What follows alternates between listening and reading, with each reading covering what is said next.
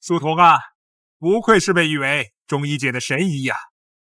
这个枯血症的特效药真的被你研制成功了，这可是为国家攻克世界级的绝症，创造了无法估量的价值啊！谢谢你啊！院长您过奖了，中医西医本来就是一家人，都是为了治病救人。太谦虚了，这个申请啊已经批下来了，国医的称号只有你担得起呀！谢谢院长，也谢谢大家的配合。不过今晚的庆功宴我就不去了。怎么？还有什么事比国家庆功宴还重要啊？家里长辈给定的娃娃亲，今天必须得去见一面。娃娃亲？我只知道他叫周景寻，具体什么情况得去见了才知道。是我爷爷生前给我定的娃娃亲，我答应过他，一定会履行。家中长辈的遗命确实为大，拜山孝为先，你应该去。这样，这个庆功宴还有颁奖典礼啊，就改到明天举行。那就谢谢院长了。哦，院长，这个特效药的样本，我想带回去再研究一下。好，那就辛苦你了。那我先走了。哎，等等，书童。怎么了，院长？哎呀，你就穿这一身过去啊？你这个太朴素了，这怎么行啊？小李，你亲自送沈教授去商场，务必选一套得体大方的着装，这可是代表国家形象的场合，不能马虎啊。费用呢，就按照重要的万事活动标准走。是。不用了，院长。哎，这是命令啊，必须要穿的，体体面面的过去。呵呵。去吧。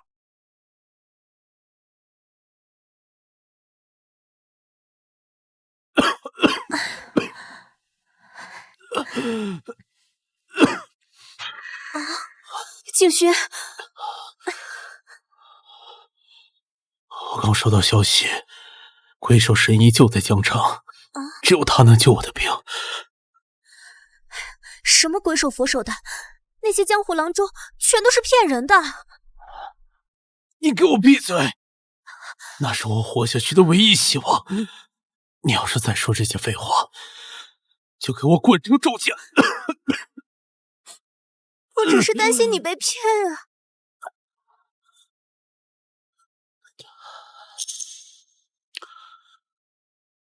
滚！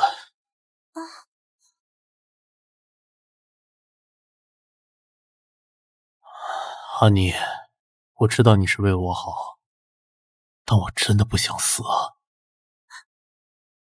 你放心，等神医治好了我的病，我立马娶你过门。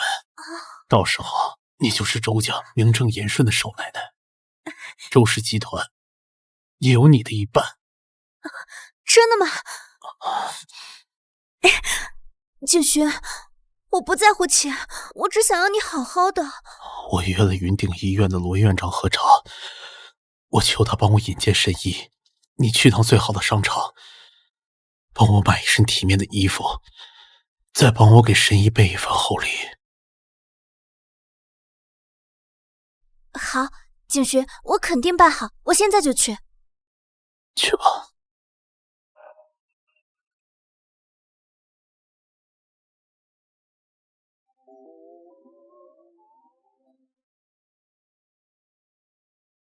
好。沈神医，十分抱歉，黑岩组有个十分重要的事情需要我去处理一下，我不能陪您上去挑衣服了。没关系，去忙吧，买2件衣服而已，我自己可以的。好，那您买完了给我打电话，我再来接你。好。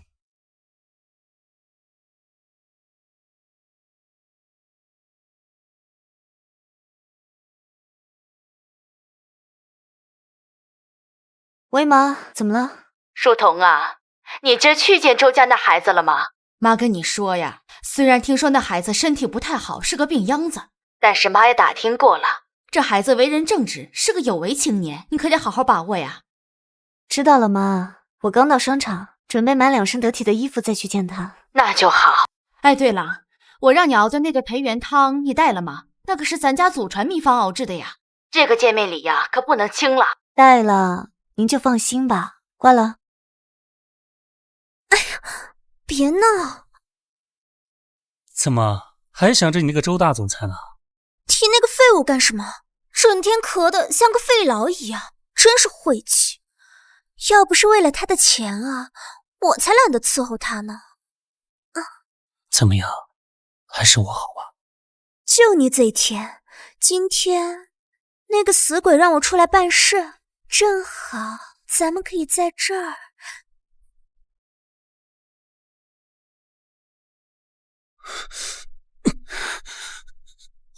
我心疼。干嘛？别装了，怪吓人的。喂，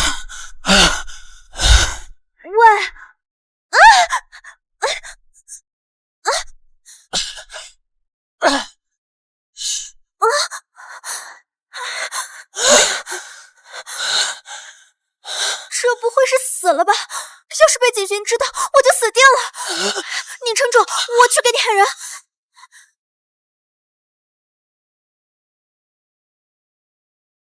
啊，你怎么样？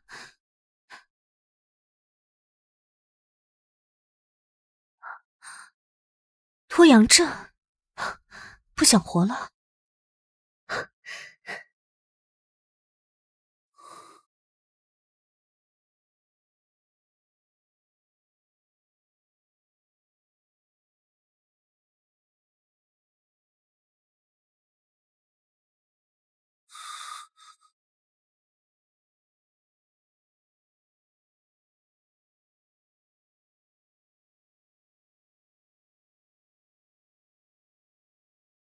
我操！你干什么？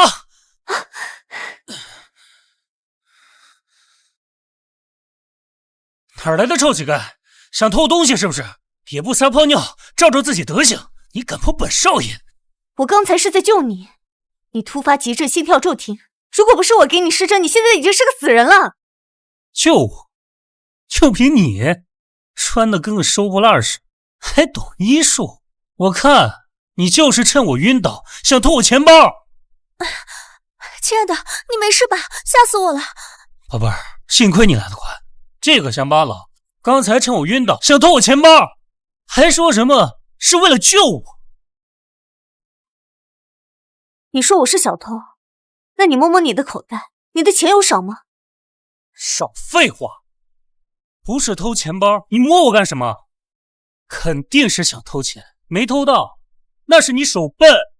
唉，算了，跟这种小偷废什么话？看他这个穷酸样，怕是这辈子都没见过豪车吧？想趁机开油偷点东西，他这种人啊，我见多了。把他抓起来，送进执法队之前，先让他跪下，给你道歉，把刚才受到的惊吓赔了。哎，我说这位小姐，做人可不能太绝了。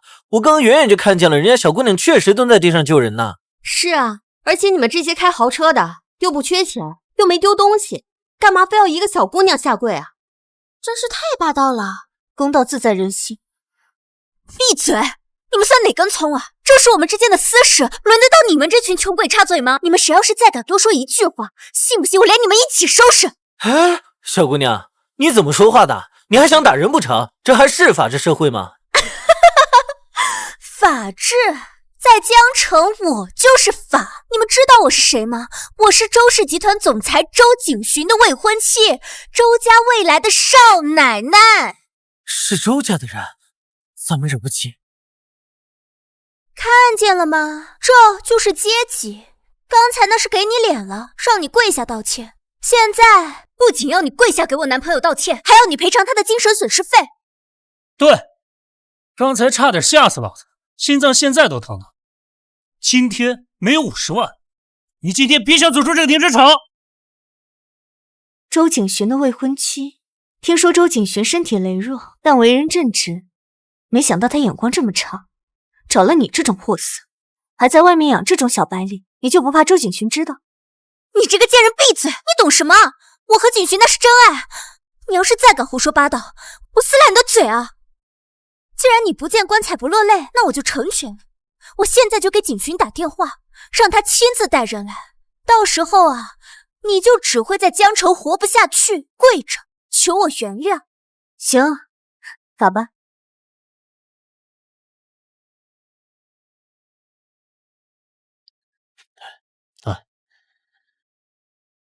罗院长，我的病情您最清楚，真的拖不起了。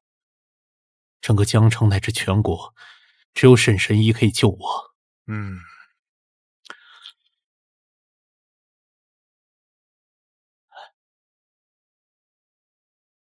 这个是周某的一点心意，只要您能帮我引荐沈神医，不管成不成，我们周家都欠您一个大人情。周总，不是我不帮你，沈神医他为人低调，而且行踪隐匿。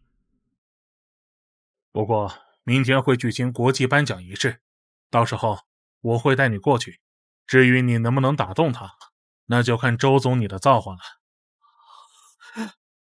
多谢罗院长，哪怕只有1/1000的机会，我都得去试一试。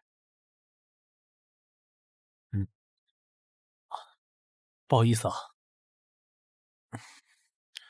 喂。景勋，我被人欺负了，你快来救我！我正在谈正事，什么被人欺负了？我刚在商场已经买好了你要穿去见贵客的那套定制西装，结果在停车场遇到了一个疯女人，她呀想偷我东西不成，还发疯弄脏了你的西装，还扔在地上踩。什么？我跟他说这是周总的衣服，结果他说周景寻算什么东西，就算是本人来了也照样踩。混账！在整个江城还没有人敢骑在我周景寻头上撒野。他现在呀还拦着不让我走，让我赔偿他的精神损失费。景寻，我好怕呀！把人给我看住了，马上过来。不好意思啊，我有事先走了。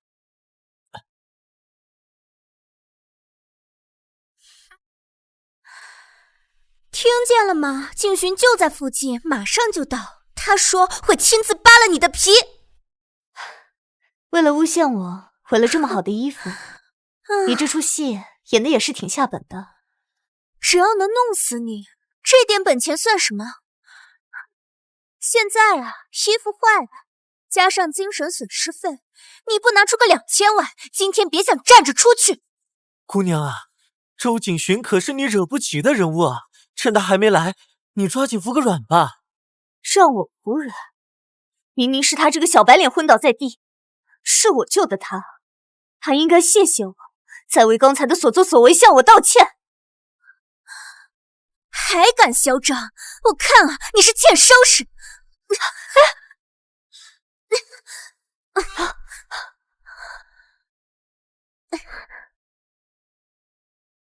住手！哼，这里面装的东西，你知道是什么吗？毁了它，你赔不起。哼，一堆破烂，有什么赔不起的？砸的就是他。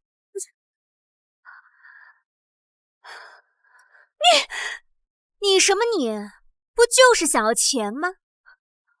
喏，不就是想要钱？这些钱够赔你10个破木箱。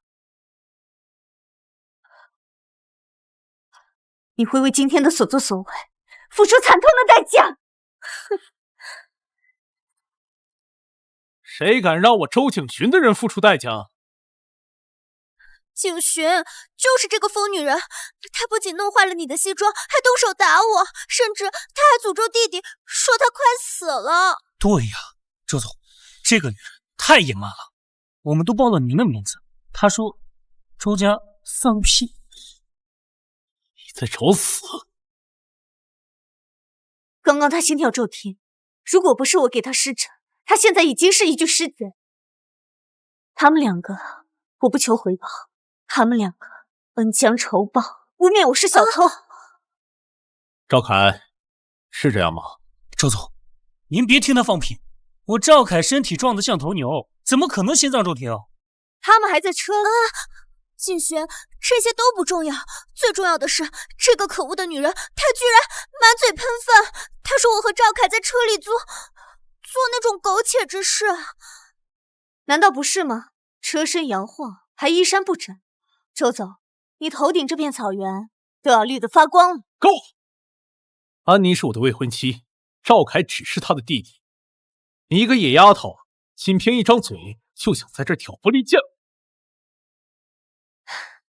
周景轩，我妈说你身体病弱，但为人正直。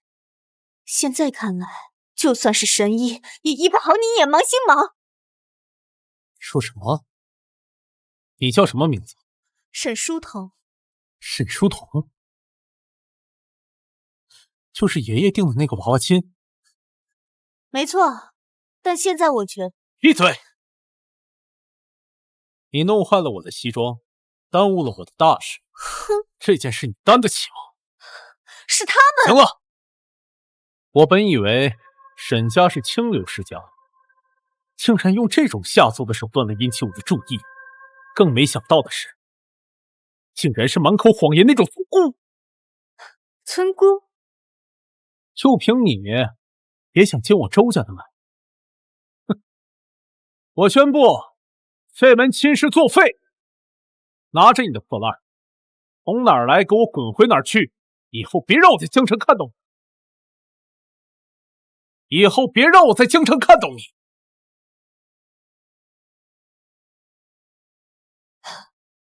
周景轩，为了你这个娃娃亲，我推掉了宴会赶来见你，没想到你一赶来，就不分青红皂白纵容你的女人砸了我的东西。哼，这就是你们周家的家教。聚餐就说聚餐，装什么上流社会？我没有。好了，别再往自己脸上贴金了。我是周氏的掌舵人，站在金字塔顶端的男人，而你不过是一个混迹市井的村姑。我们之间隔着无法逾越的天堑，还想进周家的门？你也不照照镜子看看自己，别在这丢人现眼了。这姑娘真敢吹，还推掉宴会，也不看自己穿成什么样。想嫁豪门想疯了吧？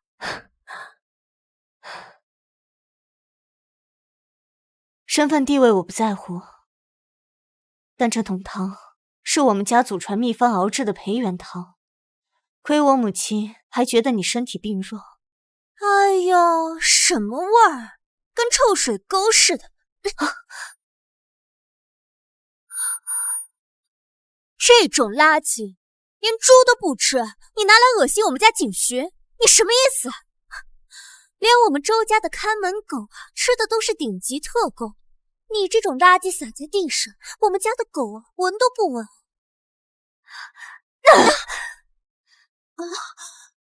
这一巴掌是替我沈家祖先打的，打你不识抬举！你这个贱人，竟敢打我！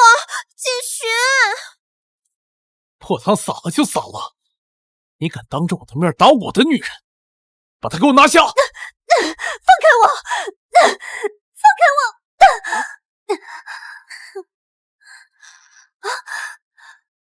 刚才不是很嚣张吗？敢打我？我看你是活腻了吧？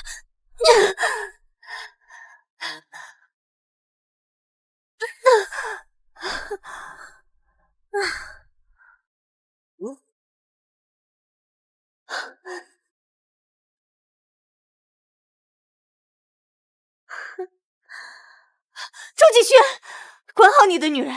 这不单单是一瓶药，还是整个研发团队数年来的心血，更是这个世上唯一能治疗枯血症的特效药。把它毁了，这后果你承担不起。枯血症特效药，全世界的专家都拿枯血症束手无策。你一瓶破燃料，说它是解药，当我是3岁小孩吗？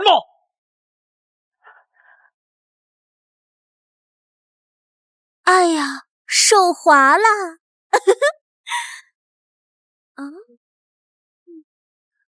这个不行，这都是实验数据啊！还有这些破纸，看着就心烦。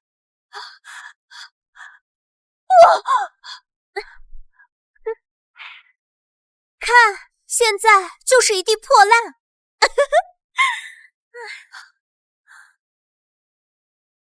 周景轩，你们毁坏的是你活下去的唯一机会，你会为今天所做的一切付出生命的代价。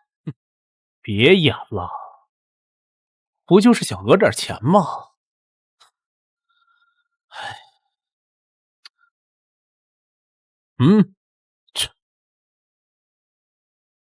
买你这一地破烂绰绰有余，剩下的就当你请假的误工费，拿着钱赶紧给我滚10万，周景轩，在你眼里，你的命就值10万，你还嫌少啊？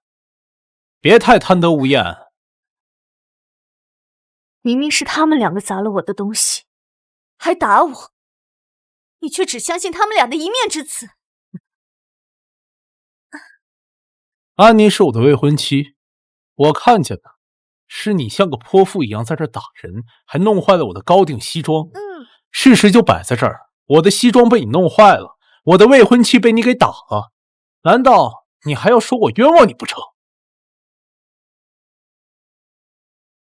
既然你这么说，那就如你所愿，这周家的门不进也罢。今天这笔账，我们来日方偿。站住！打了人装完就想跑，哪有这么便宜的事？你们还想干什么？周总的西服是意大利顶级裁缝手工缝制，全球仅此一件，再加上你刚才打我的一巴掌，精神损失费、误工费、医药费，今天没有2000万，你别想竖着走出这个停车场。2000万，好，没问题。吹什么牛逼？看你这一副穷酸样，把你卖了都不值10万。 2000万我会赔，不过按照公平的赔法，你们砸了我的药箱，毁了我的药剂样本，撕了我的实验数据，是不是也该照价赔偿？能赔偿什么？赔偿你这一地破烂吗？一地废纸，一款破颜料，也敢拿来跟我的高定西装相提并论，简直荒谬！它在你们眼里是一堆废纸，在我的眼里，它是无价之宝。行，无价之宝，我看你是穷疯了，想碰瓷，不就想多要点钱吗？今天本小姐心情好，去陪你玩玩。说吧，这一地破烂卖多少钱？100块还是200块？我都赔给你。你赔？你确定能赔得起吗？我们周总什么都赔得起，别说你照价赔偿，就算是双倍、10倍、100倍，只要你开得出价，我们都给。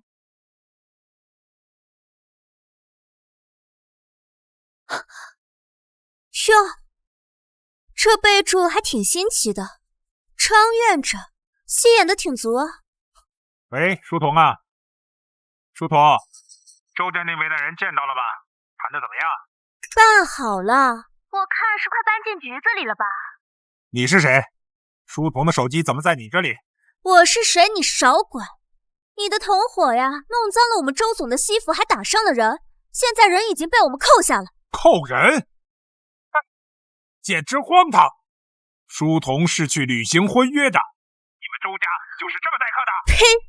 就他这副穷酸样，还想进我们周家的门？今天要是拿不出2000万的赔偿金，你就等着去监狱给他送饭吧。2000万？好大的口气！你知道他在为国家做什么吗？你少给我扯犊子！你就说这钱你给不给吧？你要是不给的话，我就废了他这双手。好，江城敢这么跟我说话的，你是第一个。既然这么有钱有说法，我就让人过去当面给你们一个说法。好啊，我们在云境天街商场的停车场，快点来吧。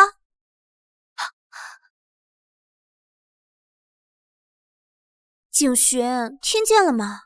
这个老头啊，已经派人赶过来给我们处理了。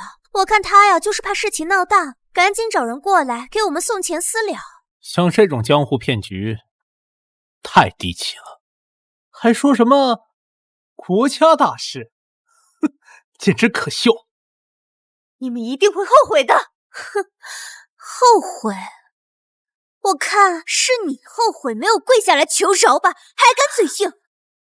行了行了，赶紧把这处理了，看着心烦。你们干什么？放开我！放开我！想装硬骨头是吧？我看到底是你的骨头硬，还是我的球杆硬？我看这双腿无样也罢，干脆我把它打断好了，省得你再到处跑去碰瓷。你这一杆子下去，你们整个周家都赔不起，在江城还没有我安妮赔不起的。去死吧！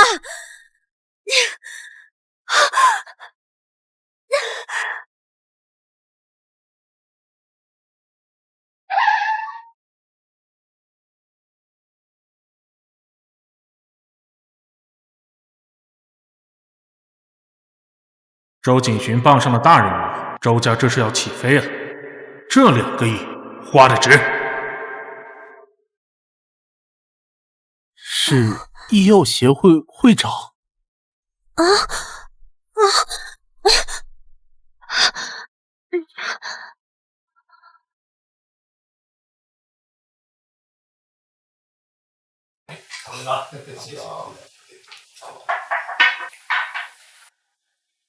苏会长，周氏集团的周景寻又派人来递申请了，他想求购那株100年野山参，还有想让咱们的协会投资他的新项目。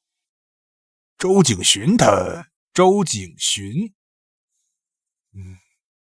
说来也巧啊，这个沈神医特意退掉了庆功宴，就是要去见这个周景寻。2人老一辈啊，定下了娃娃亲。还有这事儿，这位神秘的沈神医竟然和周总有娃娃亲，那这样来说，这2个人岂不是……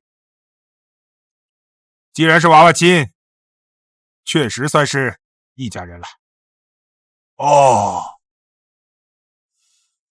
老吴啊，这野山参你就别收钱了，你亲自跑一趟，给周总送过去。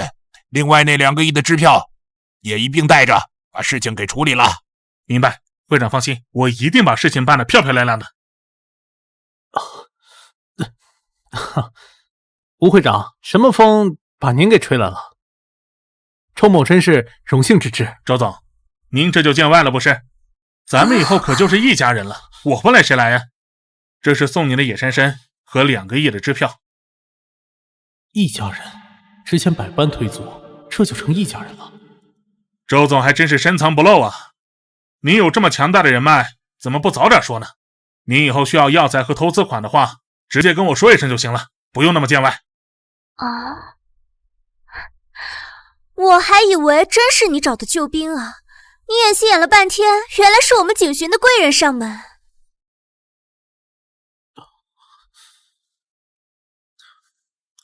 看见了吗？你无论怎么费尽心思演戏，也改变不了你是蝼蚁的事实。你我之间隔着永远无法逾越的天堑。吴会长是吧？支票你确定是给他的？你确定这张支票是给他的？你瞎呀！吴会长亲手把支票给景寻的，不是给他的，难不成是给你的？没错，这笔钱就是来送给我的。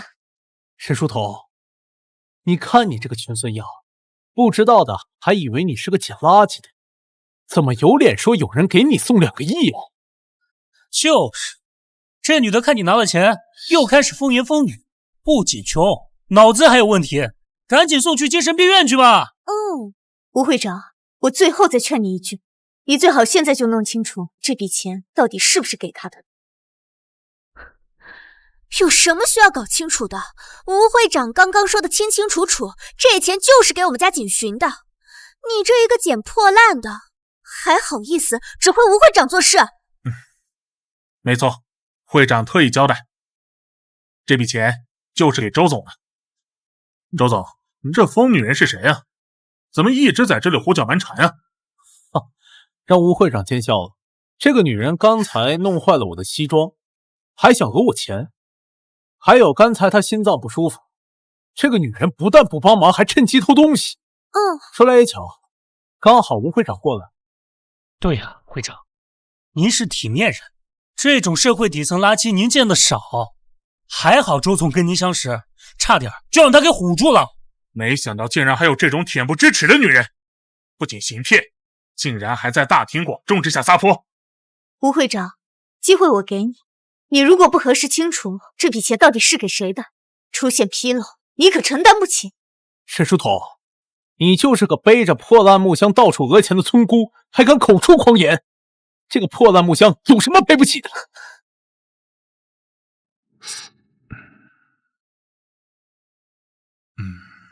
这木箱这打扮，怎么有点熟悉呢？苏会长，这个沈神医啊，性格古怪的很啊。他有国士无双的医术，却低调朴素，常年穿着棉麻材质的衣服。最重要的是，他那个祖传的旧木箱，从不离身，走哪儿背哪儿。张院长说，神医穿着棉麻材质衣服，而且他随身带着的正是那个家传的旧木箱。难道他就是沈神医？抱歉，沈神医，是我有眼不识泰山。啊！吴会长，你给这个炒饭的鞠躬干什么？他就是个偷钱包的贼。对啊，会长，你是不是认错人了？您刚才叫他什么？周总，还有这位无知的年轻人，站在你们面前的这位，就是中国医药界的中流砥柱，国家级功勋人物沈神医。神医？就他！刚才拿几根破针，差点扎死我。我看他就是阎王派来索命的吧？吴会长，你可千万别被这女骗子骗局给忽悠了。简直是滑天下之大稽！他就是一个浑身冒着穷酸气，到处讹钱碰瓷的村姑，怎么可能是沈神医啊？朱高，你们这群有眼无珠的东西！沈神医淡泊名利，最大的特征就是那个祖传的行医木箱，从不离身。这怎么可能啊？就凭这堆破木头？就是啊，吴会长，现在说破烂的，谁还没个破木箱？这肯定只是巧合。对，这就是一个烂木头。我看烧火都嫌灰大。吴会长，你肯定是被他骗了。我不可能弄错，我在苏会长的办公室亲耳听到苏会长反复交代，沈神医不喜奢华，淡泊名利，唯一真实的就是这个陪了沈家几代人行医救世的旧木匣，这是他的身份证明。不是，吴会长，您说的是真的吗？千真万确，特别是你们两个，简直胆大包天，不仅污蔑神医行骗，还将神医救死扶伤的药箱打个稀巴烂。一个破木箱，至于吗？至于？你们毁了沈神医的药箱，这根本就不是赔钱能解决的事情。还有你，刚刚神医明明帮了你，却恩将仇报，就算把周家的老祖请过来了，也保不住你们。你姐，我不想坐牢啊，我都是听你的才这么干的呀。景轩，你救救我！我不知道他真的是神医啊！周总，您得救我呀！我都是为了维护您的面子才动手的呀！你真的是沈神医？我就是。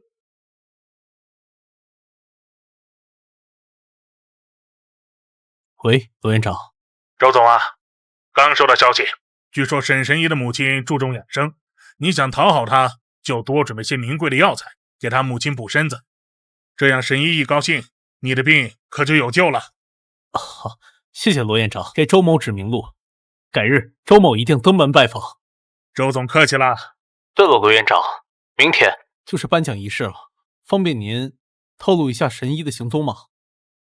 告诉你也无妨。张院长特别让他的心腹李特助亲自开车去接沈神医，还让李特助寸步不离的守护神医，绝不能有半点闪失。您确定李特助一直跟着？那还能有假？多谢罗院长提点，我知道该怎么做了。吴会长，快直起身来吧，别拜了，这个女人根本就不是什么沈神医。周总，你说什么呢？这木箱明明……好了，别被骗了。我刚刚接到消息，真正的沈神医此刻正被张院长的心腹李特助寸步不离的保护着。你说你是沈神医，那你告诉我，李特助人在哪儿？李特助临时有事，先走。哎呀，笑死我了！临时有事先走了，你别瞎话，能不能走点心？哼，听到了吧？这是张院长下的死命令，他怎么可能丢下沈神医自己走？就是，我就说嘛，真正的神医出行肯定是前呼后拥的，哪像你一样孤零零的，像个没头苍蝇到处乱撞。姐，我就说他是个骗子吧，刚才差点给我吓尿了。这女的心理素质可真好，都这时还敢装。我不会认错的，真的就是沈神医。吴会长，刚刚可是罗院长亲自打电话给我的消息，所以这个女根本就不是沈神医，她根本就不是沈神医。哎呦，吓死我了！我说呢，天底下哪有那么巧的事？真正的神医怎么可能在没有保镖陪同的情况下，一个人带着个破木箱到处跑呢？这个女人就是个乡下来的野丫头，不知道从哪儿听说了神医的传闻，弄个破木箱子来模仿。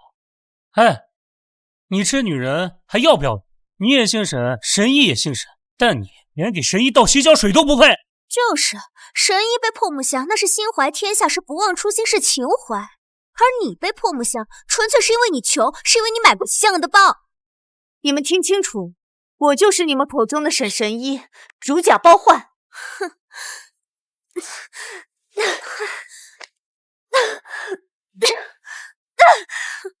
你个贱人，还敢躲！明知道我们敬佩沈神医，不敢得罪大人物，竟敢冒充他。刚才看到吴会长给你鞠躬，你心里是不是特别得意？沈书头，你竟敢冒充神医，我真没见过像你这么厚颜无耻的人。先是碰瓷讹钱，然后又假冒神医，他可是国医，你知不知道这是什么罪名？周总，别跟他废话，他就是个偷钱包的贼。他要是神医，那我还是华佗在世呢。我再说一遍，我就是沈神医。好，你非要死鸭子，那你现在就拿出证据来，证明你是神医。如果你能证明你是神医，我的高定西装不用你赔了，包括这个破木箱子，我花钱给你做套紫檀木的。既然你们不到黄河心不死，那就睁大你们的狗眼看清楚，这是国家颁发的特级行医资格证。这是国家颁发的特级行医资格证。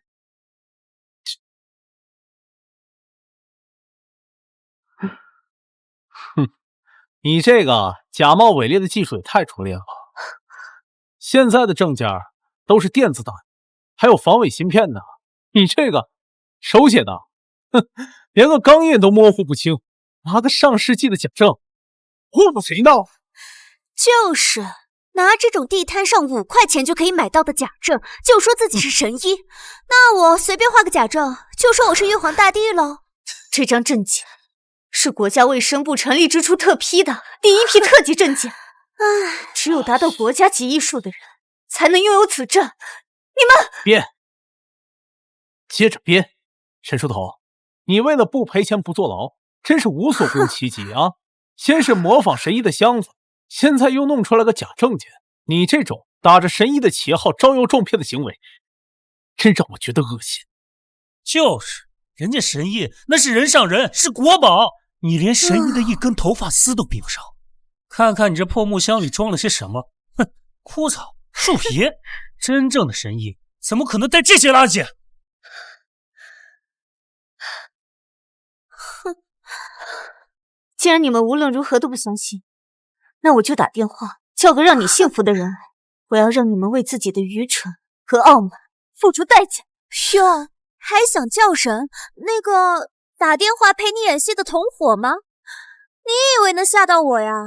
吴会长，这个女人不仅偷窃，还毁坏了我的高定西装，现在更是敢冒充神医，我建议直接把她送执法队，告她欺诈罪。周总说的对，我现在就打电话给执法队。让他们来处理这个不知天高地厚的骗子，维护神医的名誉是我们协会的责任。执法队，那正好，你们摔碎的这瓶蓝色药液是治疗枯血症的唯一特效药样。执法队来了罪，看看损坏国家特效药、破坏国家重大科研项目，够不够判个终身监禁，甚至死刑？甚至死刑！你说什么？你说这是治疗枯血症的特效药？沈书童，你这做戏做得够全套的啊！最近新闻满天飞，到处都在报道国家攻克了枯血症的重大难关，你蹭热度蹭得够快的呀！就是，这个女人怕是想真想疯了，随便在网上搞了2个名词，拿蓝色颜料兑点水，就敢说是特效药，也不撒泡尿照照自己。是啊，吴会长，这样的女人我见多了，越是心里发虚，她喊得越凶。枯血症那是世界级难题，顶级实验室才有的东西，能让她装在口袋里，可着闲逛。吴会长，你要是真信了他，就真的被他给耍了。他就是欺负你心善，拿这些高大上的名字来吓我，好趁机逃脱。对呀，差点让这个女骗子给骗了。治疗枯血症的特效药，那可是国家级的机密，怎么可能随随便便出现在大街上？安妮，别跟他废话，现在就报警，把这个满嘴跑火车的骗子给送。慢着，这太便宜他了。苏敬山会长现在就在附近的茶楼，陪同国家科研医学院的张院长一起考察。他不是冒充自己是神医吗？他不是说自己有特效药吗？那我就把他押过去，让2位泰斗亲自治他的罪。这个主意不错，让他在医学权贵面前原形毕露，看他还怎么装。来人，把这个招摇撞骗的女人给我绑了！你们放开我！你们狼狈为奸，太欺负人了！闭嘴吧你，满嘴胡话，吵死了！沈书童，还好我跟你毁了婚约。我要是把你这种爱慕虚荣、满嘴谎话的女人娶进我们周家，我们周家的祖坟都要冒黑烟了。吴会长，那这人我就交给你处理了。周总放心，到了张院长和苏会长面前，就算不死，也得让他脱层皮。对于这种破坏行业风气的害群之马，必须杀一儆百。那就好。对了，吴会长，关于协会对周氏投资的项目，周总，刚刚那2亿支票你先收好，这只是第一期。鉴于您的项目急需启动，回去之后我就动用我的特批权，再给你追加5个亿的投资，今晚之前一定到账。吴会长做事果然雷厉风行。这份恩情，周某记下了。明天就是神医的颁奖仪式，到时候场面盛大。这事如果办得好，还请吴会长在神医面前多替我美言几句。那是自然，周总对中医事业如此慷慨，明天宴会上神医肯定会对你另眼相看。这件事情包在我身上。听见了吗？这就是上流社会的格局。明天啊，周总就会得到神医的救治，届时再和协会深度合作，周氏将会成为商界的神话。像你这种底层爬虫，连给周总踢鞋都不配。就是，我劝你啊，还是趁早死了这条心吧，别整天做着飞上枝头变凤凰的梦。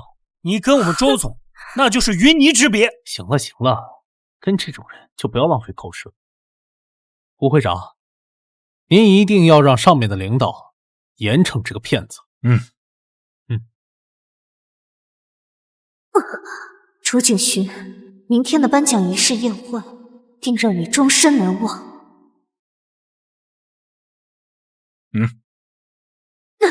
等一下，小吴啊，事情搞定了没有？怎么拖了这么久？苏会长，您交代的那几位珍稀药材我已经安排好了。另外，刚刚在商场这边抓了个现行，有个女骗子，她竟然敢冒充沈神医。什么？冒充神医？是啊，简直胆大妄为。这女人毁了周总的西装，想讹钱，被拆穿之后，她非但不认错，还拿着个破瓶子，说这是国家最新研制的枯血症特效药样品，还嚷嚷着自己就是沈神医，简直荒唐！小吴，张院长就在我旁边，他老人家非常生气。枯血症特效药样品那是国家最高机密，岂容这种小小之徒拿来招摇撞骗？现在什么风气，怎么成了这样？必须要严惩，带过来，亲自审问，看看谁给了他这么大胆子。是。张院长教训的是，人已经被我扣下了，我这就把他押过去，听听二位发落。还在斗，给我老实点，这回你算是踢到铁板上去了。吴振谦，瞎了你的狗眼！我就是沈神医，你完蛋了！我呸！死到临头还在这编故事。我说的句句属实。还跟嘴硬，你不分青红皂白就得罪了周总，还敢冒充神医，到了张院长和苏会长面前，我看你怎么狡辩。好，你见着他，看看到底是你死还是我死。带走。这次不仅促成了协会和周氏集团的战略合作，最关键的是，我还巴结到了沈神医的未婚夫。明天颁奖仪式上，只要周总替我在神医面前美言几句，等到苏敬山一退休，这协会正会长的位置非我莫属，说不定还能进国家医学科研究院呢。吴振谦，你是非不分，助纣为虐。别说郑会长，就连你现在这个副会长的位置，我看也要做到头了。闭嘴！死到临头了还敢嘴硬，你真是吃了雄心豹子胆，竟然敢冒充沈神医！你还是好好想想，下半辈子在牢里怎么度过吧。开车。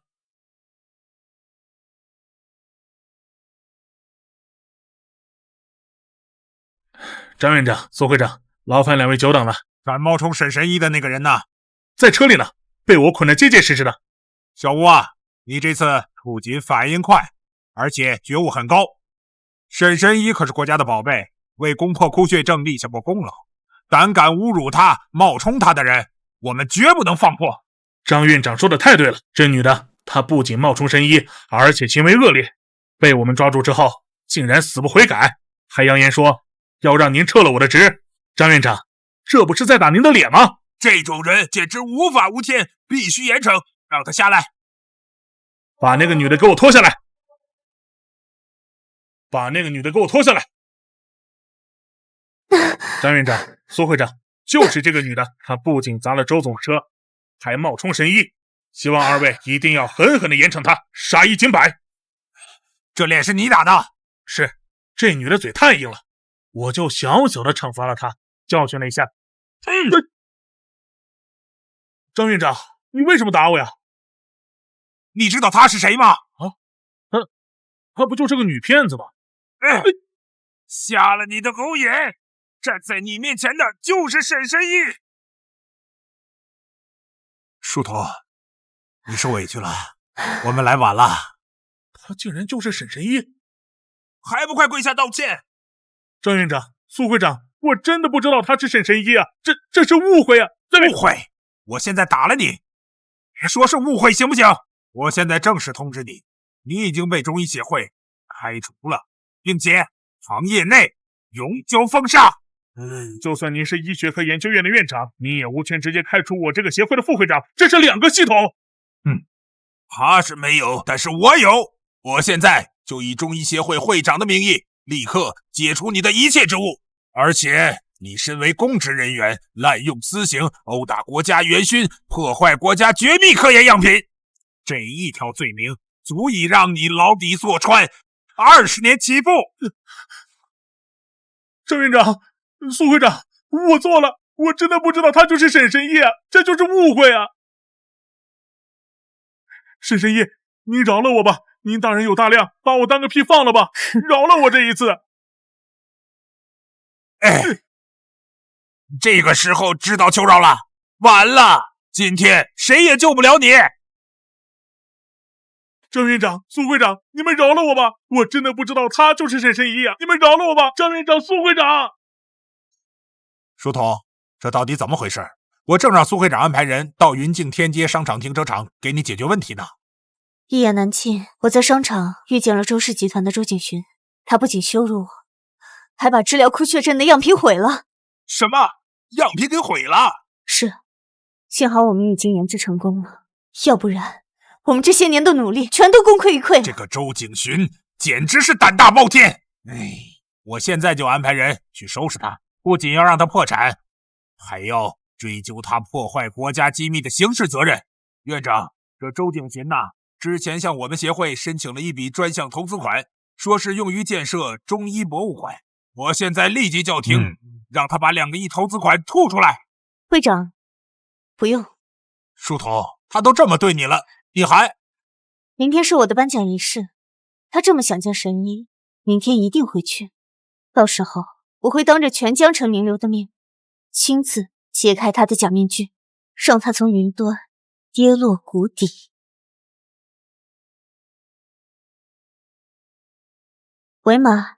彤彤啊，你今天那个娃娃亲对象怎么样啊？见到人了吗？妈，把娃娃亲退了吧。啊？为什么呀？不是说条件挺好的吗？电话里说不清，我现在就回去，等回来跟你细说。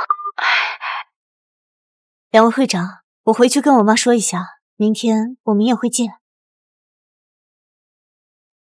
景勋，给神医母亲准备的见面礼已经安排好了，全部是按照你的吩咐，按最高规格准备的养生补品，长白山蛙的野山参，还有顶级冬虫夏草、陈年新会陈皮，还有极品的藏红花。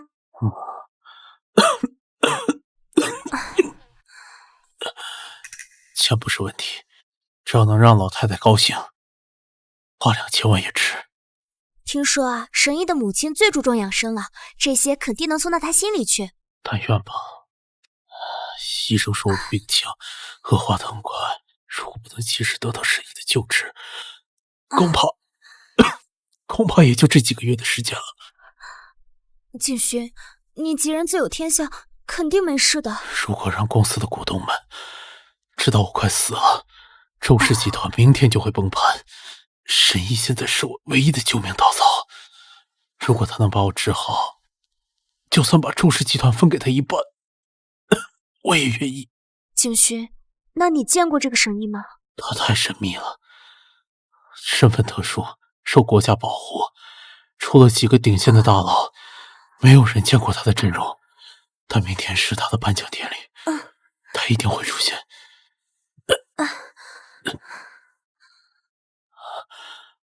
现在的关键就是搞定神医的母亲，只要让老太太高兴了，神医答应救治，我的命就算是保住。景勋，等你的病好了，你还是江城的商业帝王。安妮，这段时间你做的不错，如果我能活下来，你要什么我都给你。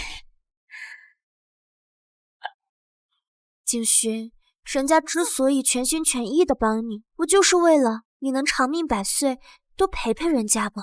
放心吧，我不会亏待你的。好了，准备去见神医的母亲吧。刘姐，刘姐，你在家吗？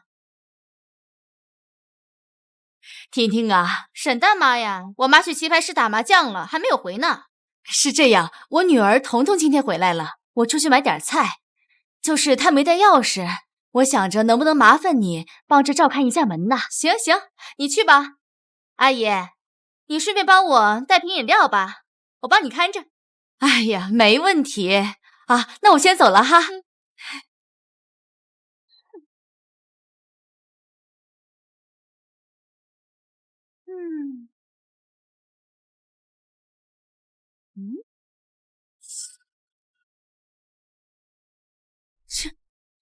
长得好看了不起啊，还不是住在这种破小区里。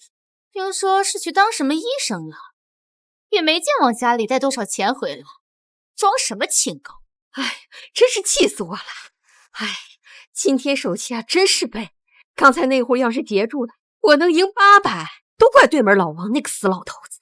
哎，妈，下次你在家看门，让我去来2局，你这几百的输也没意思。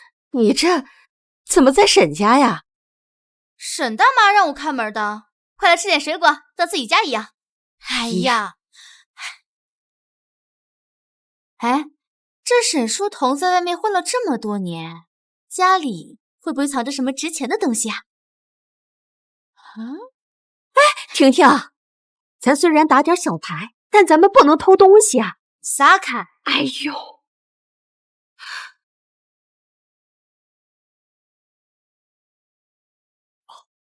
请问这是沈神医家吗？是啊。这位一定是伯母吧？伯母您好，冒昧登门拜访了。对了，这些是我准备的一点小心意，专门给您的。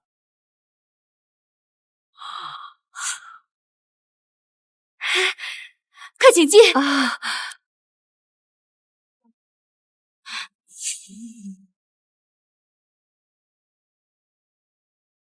彤彤回来了，妈，这个娃娃亲为什么要退呀？妈，那个周景寻我见过了，人品极差。妈知道你心气高，那不是当年你爷爷救了周老爷子的命吗？才定下了娃娃亲，把婚退了也好。我呀，就是想让你找个踏实人过日子。找不找的不重要，随缘吧。往哪儿随呀？你看看你，天天在医院里忙得昏天黑地的，也没见你攒下几个钱，连个打扮的时间都没有，哪有男人愿意多看你一眼？不看正好，这样我就可以陪您一辈子，给您养老了。净说瞎话，不嫁人哪能行啊？行了，那婷婷啊还在楼上帮咱看着门呢，我给她带的饮料，你先给她送上楼去，我去前面中药房一趟啊。行，遵命。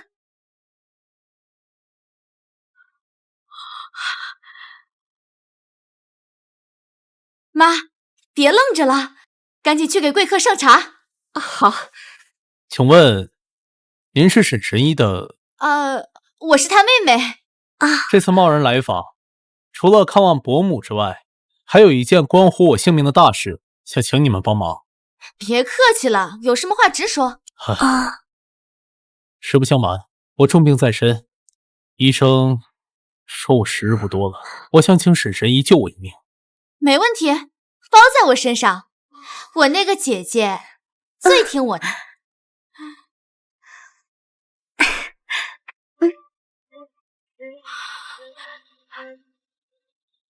请问您怎么称呼？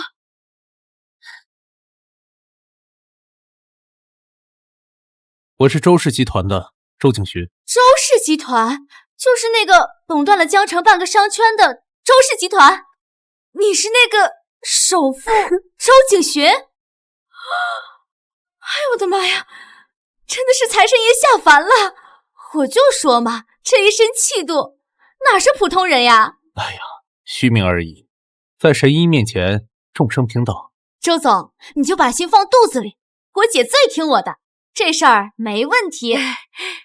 喝水。婷婷，这个不能乱答应，人家可是来求救命的，万一我们治不好，那咱家可是赔不上人家的命啊！你还是把这个东西还给人家吧。妈，你老糊涂了吧？退什么退？你治病欠的10几万块钱不想还了？这里随便拿出一根草，都够你打一辈子麻将了。这可是周氏集团的老总行走的提款机。哎呀，那可是要想发财就听我的，赶紧出去给我把风，别再扎一手碍脚，害我好事。周总，实在对不住，我妈这个人胆子小，没见过世面，怕给您办砸了。人家呀，谨慎也是应该的。妈，你不是说要出去帮我买东西的吗？赶紧去吧，这有我招待周总就行。对，我这就去，买东西。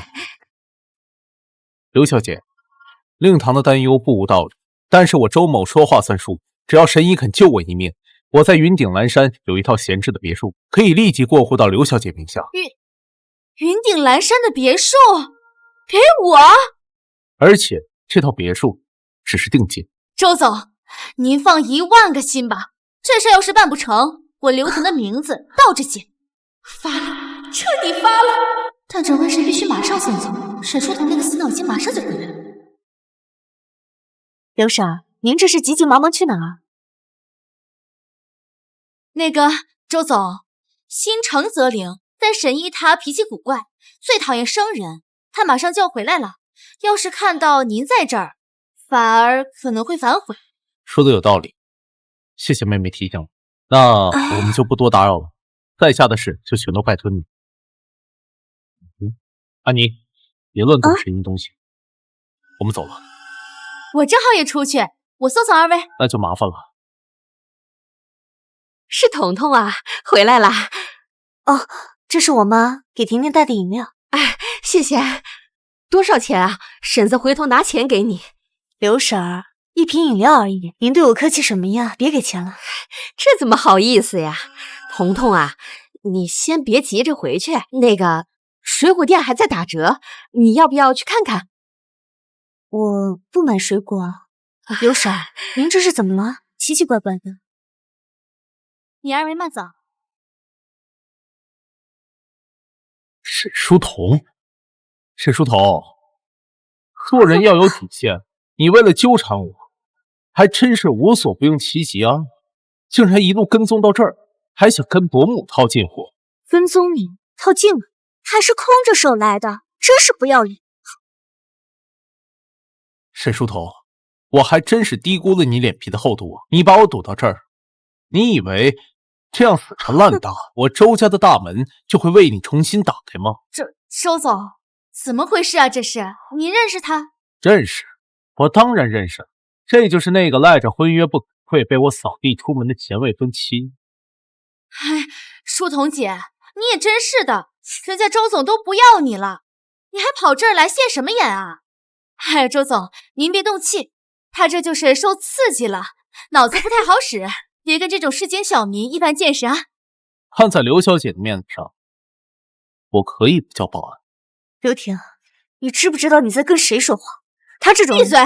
沈书童，周总是我们家的贵客，是我姐的大客户。大客户？那你最好劝劝你姐，这种人病入膏肓也是活该。离他远一点，省得沾染了晦气。沈书童，你这个在大街上为了几块钱都斤斤计较的乞丐，也敢诅咒我？你跟神医住在同一个单元，呼吸着同样的空气，这就是对神医最大的侮辱。我就是。行了行了，周总，您是什么身份？跟他这种疯婆娘别废话了，咱们正事要紧，正事要紧。伯母，不好意思，让您见笑了。那我们就先告辞了，请您一定要在神医面前多替我美言几句，周某的性命就全仰仗您了。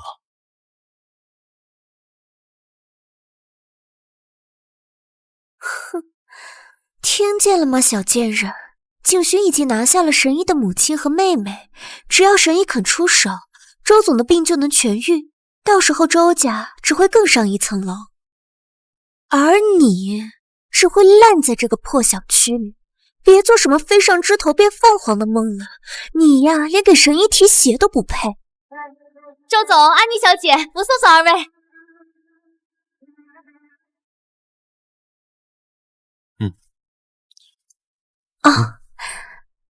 刘小姐，这是我的私人电话，24小时为你开机。只要神医松口答应就职，那栋云顶蓝山的别墅钥匙，我立马派人给你送。好，周总，你就等着我的好消息吧，包在我身上。好，那就静候佳音了。发财了，这回真的发财了。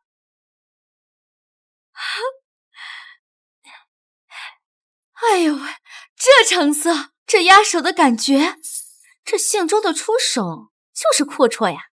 这个挂件少说也得10几万吧。婷婷，快给我！你个死丫头，快把项链还给人家！欠的钱我们还就是了，咱可不能干这种事儿啊！得了吧，你打麻将就没赢过。再说了，周景徐送了那么一屋子宝贝，我就拿这么个小玩意儿怎么了？就当是他给咱们娘俩陪他演戏的出场费了。哼，这肯定能给我带来好运。我去玩一把。安妮，这次你可立了大功了。只要神医肯出手相助，不仅能治好我的病，还能吞并整个江城的医疗产业。那是周总您魅力大，连神医的家属都被您折服了。哎呀！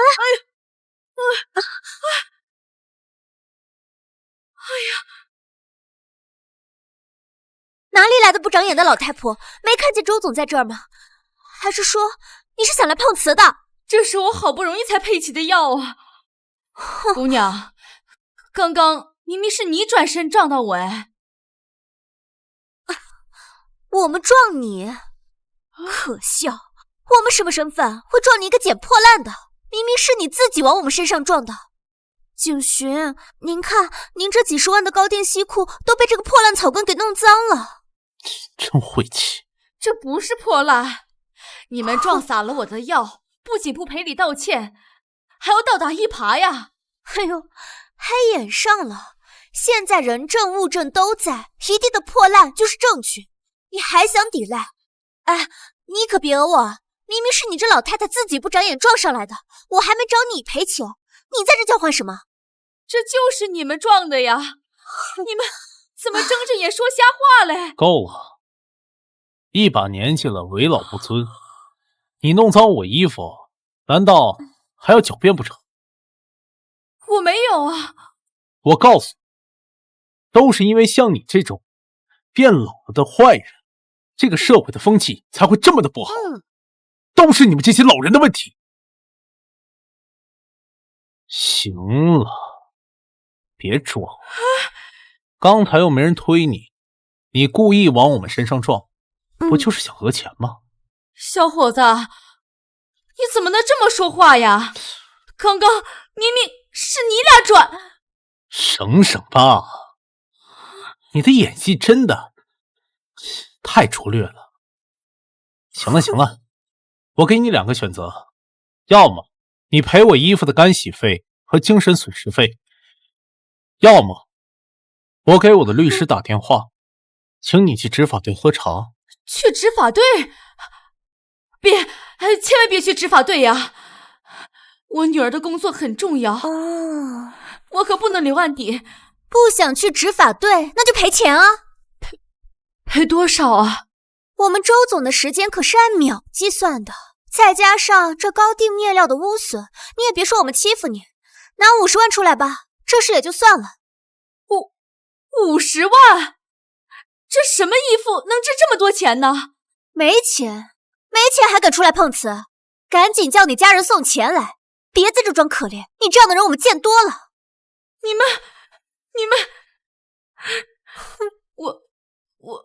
我给我闺女打电话。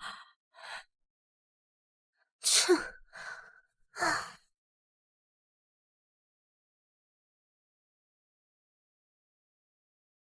喂，妈。喂，彤彤，妈在楼底下遇到了事儿，他们非说我撞了她，让我拿50万块钱。什么？妈，你没事吧？我当是谁呢？原来是小骗子。妈，没事。发生什么了？就是妈从中药房拿药材过来，路过这儿就看见他们在光天化日之下那啥，然后他们撞到了我，非说我撞了他们，要让我拿50万块西装钱。周景徐，你还要不要脸？欺负一个老人，你很有成就感是吗？彤彤，你认识他？认识，怎么会不认识？这位就是那个眼高于顶，还没过门就着急退婚的周大少爷。小伙子，原来是你呀！我是书童的妈妈。当初啊，你爷爷和我们家老头子定下了婚事，这都是误会，咱们都是亲家。闭嘴！少跟我攀关系！我真不知道我们家老爷子是不是老糊涂了，给我定了一桩这么上不得台面的婚事。我告诉你，除非太阳从西边出来，否则我周景寻这辈子我不可能看你女儿一眼。周景寻，我们沈家是没钱，但是这做人讲究的是清白和骨气。你看不起我们家也就算了，可你凭什么这么糟践我的女儿啊？现在我也是看清楚了，根本是你配不上我们家彤彤。我说老太婆，您还是拿面镜子照照吧。你俩这两副穷酸模样，还有你刚才撒泼的样子，满嘴谎话，贪得无厌。果然啊，有其母，必有其女啊。这骨子里带来的低贱的基因，还真是改不掉啊。原来沈书童死缠烂打的泼妇样，根儿在这儿啊！你可以侮辱我，但是我不允许你这样诋毁我的女儿。彤彤她是什么样的孩子，我比谁都清楚。景寻说错了吗？你们这种底层人啊，为了钱什么事都干得出来。看你女儿生的还是挺标致的，该不会干的是那种不干不净的生意，专门去勾搭有钱人吧？我看呀，这路边的野鸡都比她干净。你给我闭嘴！你给我闭嘴！不许你这样侮辱我女儿！你这个老太婆，你活腻了是吧？我跟你没完！你有钱了不起啊？我不怕你，大不了我把我这条老命赔给你。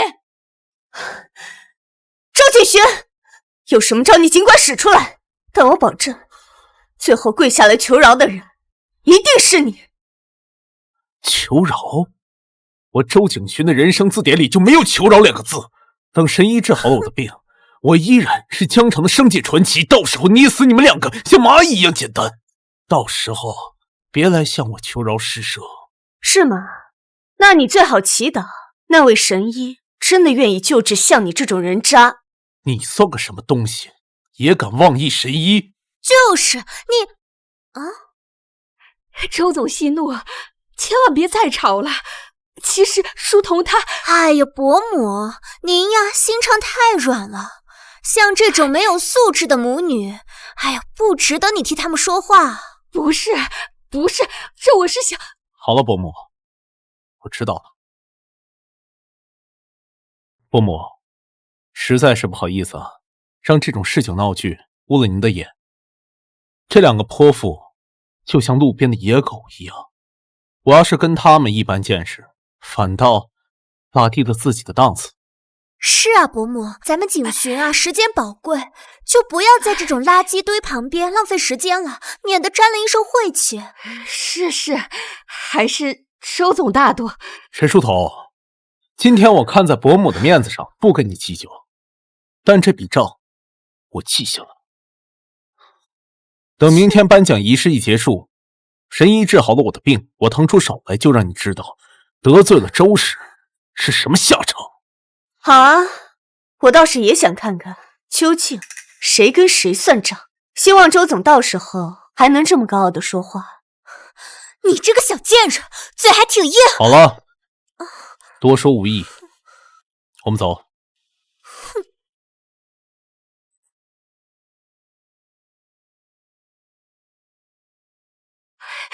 哎呀，书童呀，刚才吓死我了！那个男的凶神恶煞的，还好他走了。我看他对你误解有点深呐。是不是误会？明天就知道了。妈，你们在这站着干啥呢？大老远就看见你了。雅丽，你回来了。雅丽姐，你明天有空吗？有空啊，怎么了？明天在酒店有一场大型活动，我正好有名额，带你们去吃好吃的。大型活动？对，全都是高档美食，记得穿隆重一点。行啊，没问题。我刚买了一条新裙子，正愁没地儿穿呢。走吧，妈。书童啊，刚才那个事儿，实在是对不住啊。您说对不起干嘛？该道歉的是他们。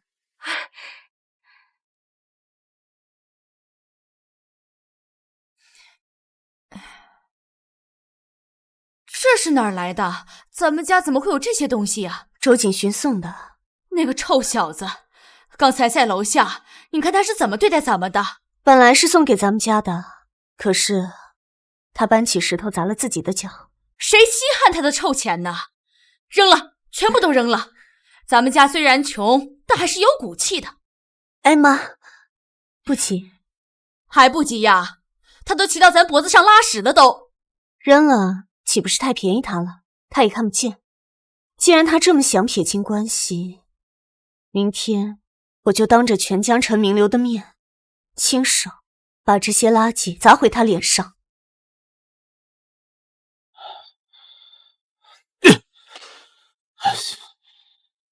怎么了？这是去见个亲家母，倒惹了一肚子气回来。妈，别提了，这爷爷给我定的是什么亲事啊？那一家人就是没见过世面的吸血鬼。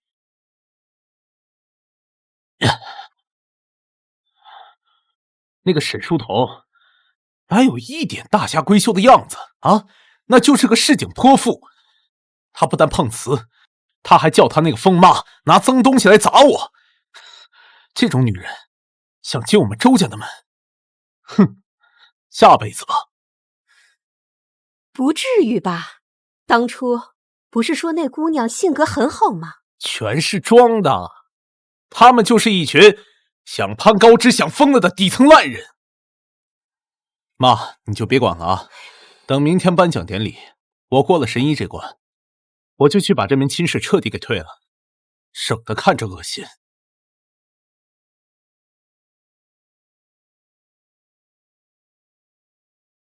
罗院长，周总，请进，请进。罗院长客气了，我想请问一下，那位传说中的神医到了吗？还没有，神医只说他今天会来参加峰会，我也是只闻其名未见其人呢。领导都要晚一点才到，估计神医也会晚一点才能到啊。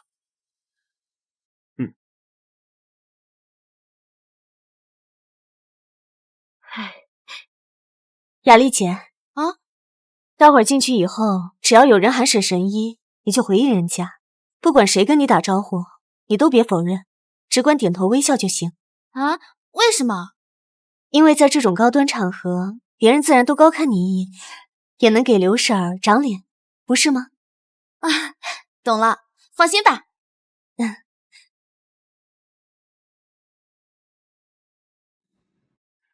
这是九转紫苏的味道，肯定是神医来了。不对啊，今天可是颁奖仪式，神医怎么可能穿得跟个要饭的一样？哎呀，盼星星盼月亮，可把您盼来了。哎，久等了。哪里，神医这气度果然不凡呐！刚才差点我眼拙认错人了，还好我反应快。请问周景寻周总到了吗？啊，来了。那我们先进去吧。神医，贵宾厅早就给二位准备好了，您可以先去坐着休息一下。可是沈阿姨摊牌在。没关系，没关系，他们是您的助理吧？就让他们自己先逛逛，您先休息休息，免得那些不长眼的人冲撞了您。好。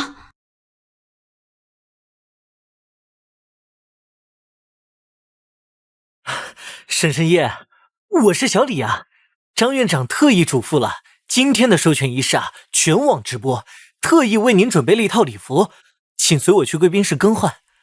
有劳了，妈，您先自己逛一逛，我随后就来。去吧，去吧。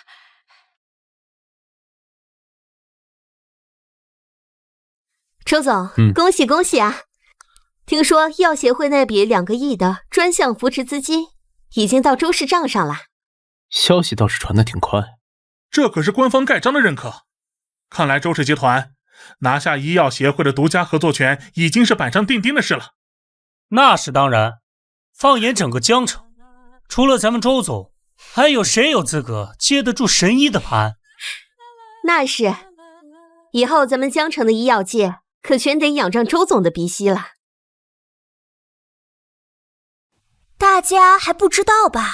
这些呀，还是神医的团队主动抛来的橄榄枝呢。天哪，连神医都这么看重周总，周氏这是要一飞冲天呐！哎，互利互赢罢了，只要能推动中医的发展，这些啊都不算什么。把东西拿上来吧。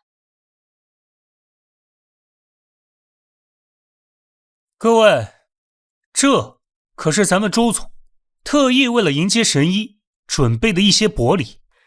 哟，周总的薄礼那肯定不一般，快让我们开开眼。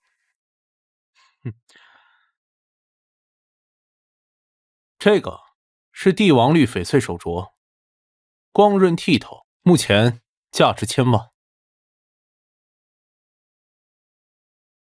这一株是顶级野山参，100年难得一遇的珍品，滋补效果堪比灵丹。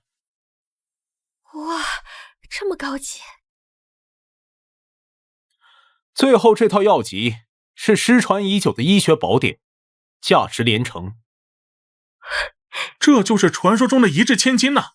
周总对神医可真是诚意满满。像神医这种级别的人物，这点东西也只不过能勉强入眼。相较神医即将带给我们周氏的无尽财富相比，这几千万，哼，洒洒水罢了。这几千万，哼，洒洒水罢了。周总大气啊，这魄力恐怕是我们学不来，以后全靠周总提携。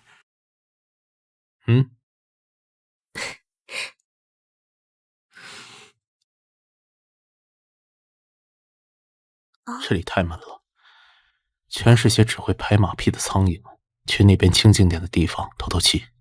是啊，吵死了。走。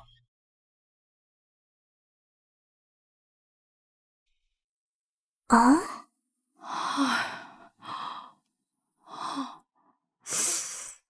景勋，你看那边那个老太婆是不是有点眼熟啊？这不是昨天碰瓷的那个老不死的吗？啊！他怎么进来的？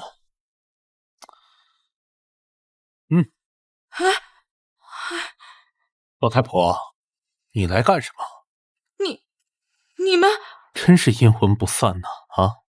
难道你是知道我今天要在这儿面见大人物，特地跑来找我谢罪？问你话呢，哑巴啦！问你话呢，哑巴啦！我不是来找你的，我是跟着我女儿一块来的。你女儿？就是沈书童那个满嘴谎话的骗子。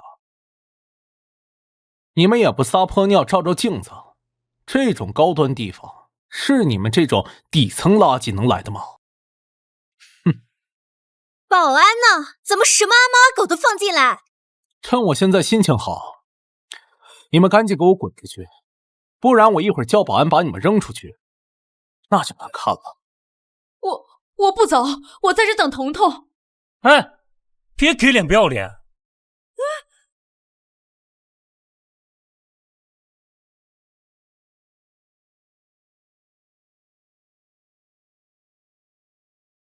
我看谁敢动他！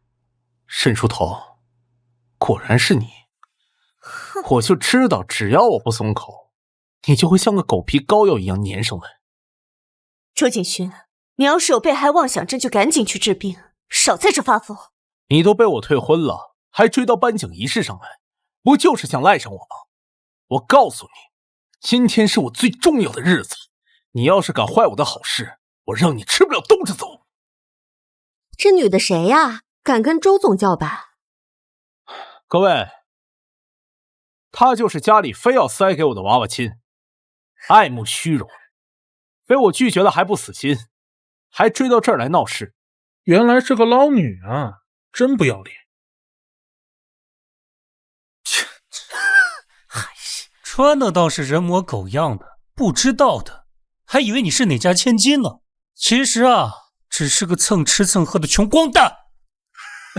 这寒酸模样真的是。沈书童，这可是国家认证的神医颁奖现场，不是你这种泼妇撒野的地方。识相的，赶紧自己滚吧，别逼我动手。你们闭嘴！我不许你们这样侮辱我的女儿。我家彤彤比你们这些人加起来都优秀。笑死人了！我们这里随便一瓶酒都比你命贵，他怎么就比我优秀了？老太婆，你也不怕风大闪了舌头？你女儿要是真有本事的话，等会儿在台上接受国家嘉奖的神医就该是她了。可惜呀，人家神医是天上的云，而你女儿就是地上的泥。你是个什么货色，也敢跟神医相提并论？简直是对神医最大的侮辱。就是，也不看看什么身份，也配跟神医比？赶紧赶出去吧，别影响神医的心情。行了行了，跟这种人废什么话呀？沈书头，赶紧带着你这个穷酸的妈滚出去吧，别逼我叫保安。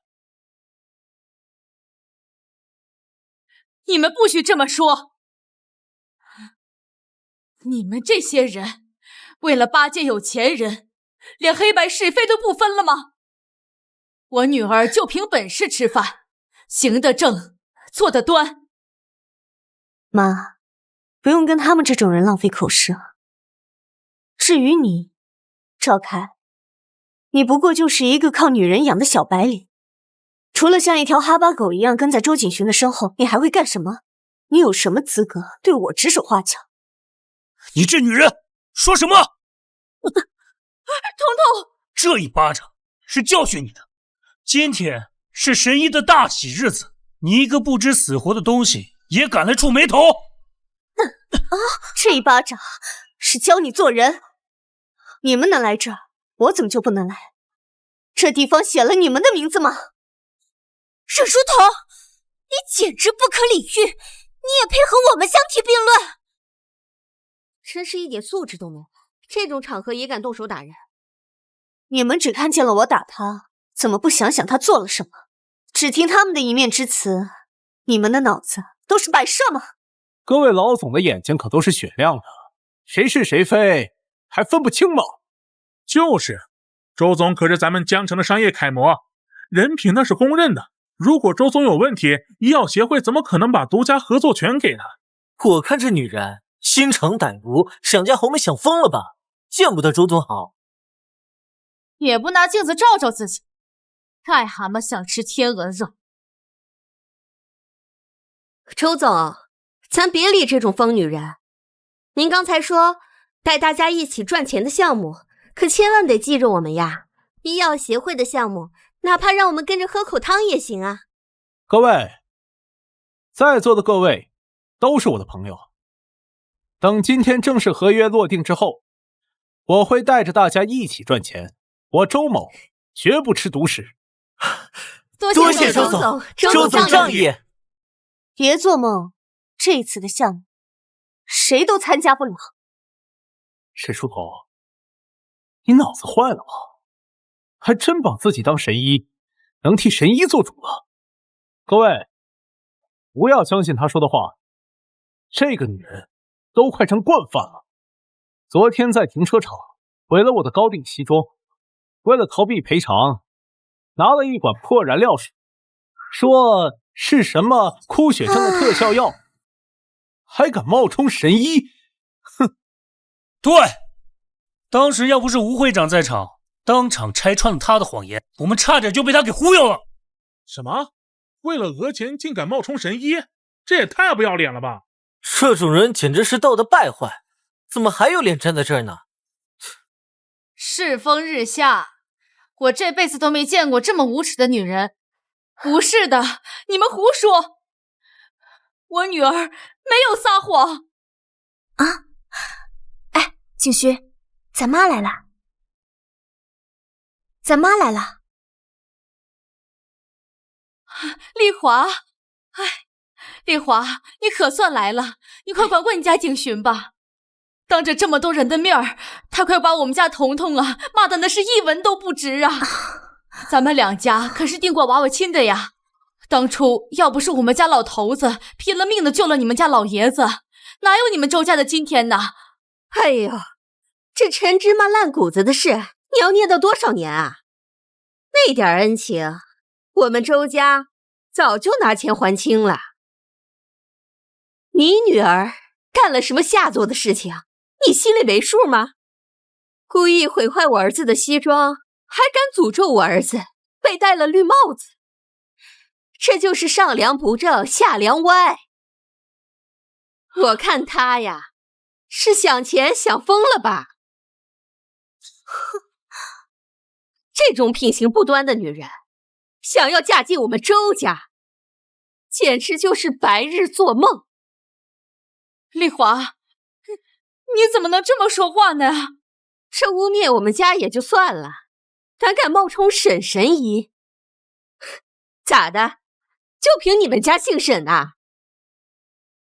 彤彤真的不是这样的人，这里面有误会呀！误会？他是什么样的人，我最清楚。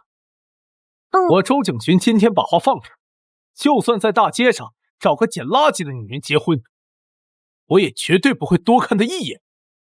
就是，亏你当初还3天2头的往我家跑，把你女儿夸得跟花似的，说什么温柔贤惠，结果呢，就是个没人要的村姑泼妇。我看你呀，就是在搞推销诈骗。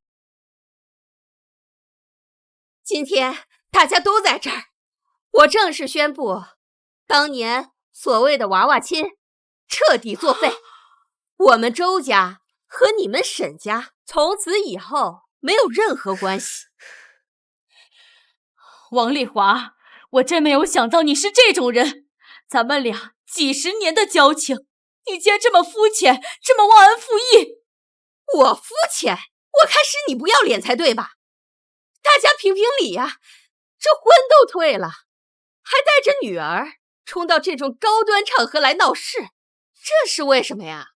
还不是看我们周家现在发达了，想拿着当年那点恩情道德绑架，逼景寻回转心意。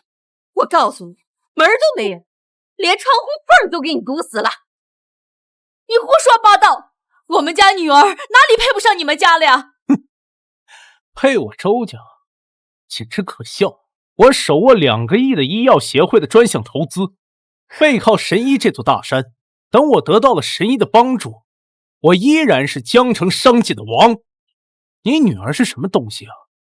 一个连工作都找不到的江湖骗子！沈书头，我告诉你，你连我的一根脚趾头都比不上。识相的话，赶紧给我滚，少在这丢人现眼了。希望你一会儿还能笑得出来。景寻，仪式快开始了，我估计神医也快到了。安妮，叫保安，把这2个人轰出去，免得2个垃圾挡了贵人的道，晦气。保安都死哪儿去了？眼睛瞎了吗？赶紧把这2个人给我赶出去，别弄脏了地方。我看谁敢动我！你们还没资格。哟，好大的口气啊！你不过只是乡村的一个赤脚医生，还真以为自己是万人敬仰的小神医了。哎，弟弟，你说他是不是疯了？绝对是脑子有病。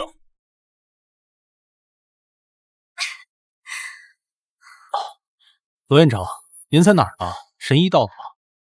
到了，我将神医安排在特别贵宾室休息。太好了。神医长什么样子啊？或者是有没有什么比较明显的特征？神医低调且贵气，穿了一身红色的礼服，气质那叫一个绝呀！有什么问题吗？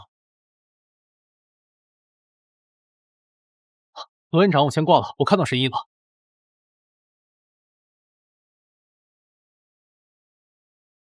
神医你好，我是周氏集团的周景寻，早就听闻神医的大名，今日一见，果然是气度不凡，凤仪万千呐。我听见了吗，剑神？真正的神医来了，你的死期到了，还敢冒充神医，你就等着牢底坐穿吧！我看牢底坐穿的人是你吧？哼，哟，还敢顶嘴？我看你是贱收拾！不许打我女儿！你们还有没有王法了呀？王法？你个老不死的，给我滚开！老太婆，拿开你的脏手！你个老东西，还敢拦我？在江城，景寻就是王法，就是天！哼，你还敢动？信不信我现在就能弄死你？只要景寻一句话，你们全家马上就活不下去。哼，这就对了嘛！像你们这种阴沟里的老鼠，就该好好的趴在地上当狗。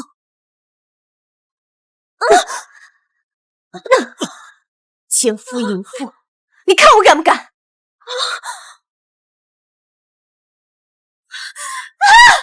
你这个贱人，我要撕了你！别碰我女儿！你个老太婆，给我滚开！妈，怎么样？你的礼物，老不死的，你干了什么？这是我给神医准备的见面礼。景轩，他就是故意的，他见不得你好，想破坏你和神医的合作，简直是蛇蝎心肠。好啊，你们母女俩是诚心跟我们周家结仇是吧？啊！真是太无耻了，自己攀不上高枝，就想把树给砍，这种人心里太阴暗了。就是得罪了周总，以后还想在江城混，我看直接报执法队吧，让他们牢底坐穿。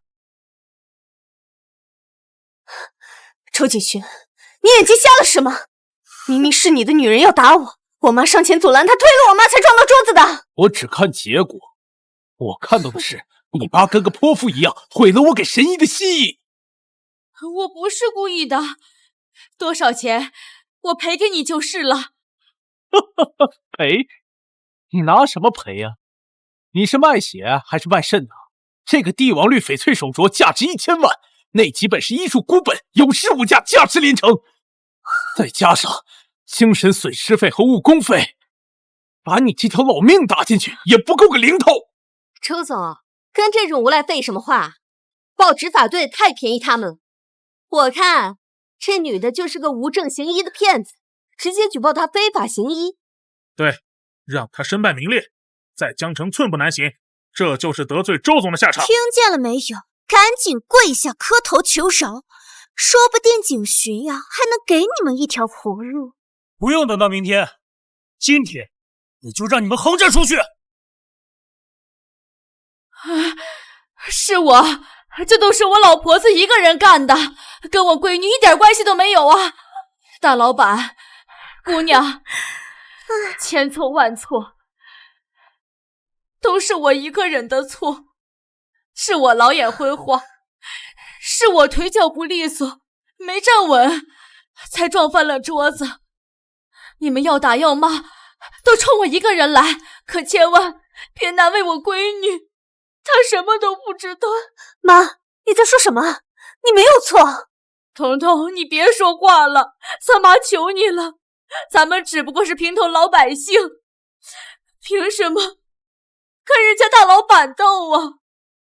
妈这把老骨头，烂命一条，受点委屈没啥，可是你还要在江城过日子啊！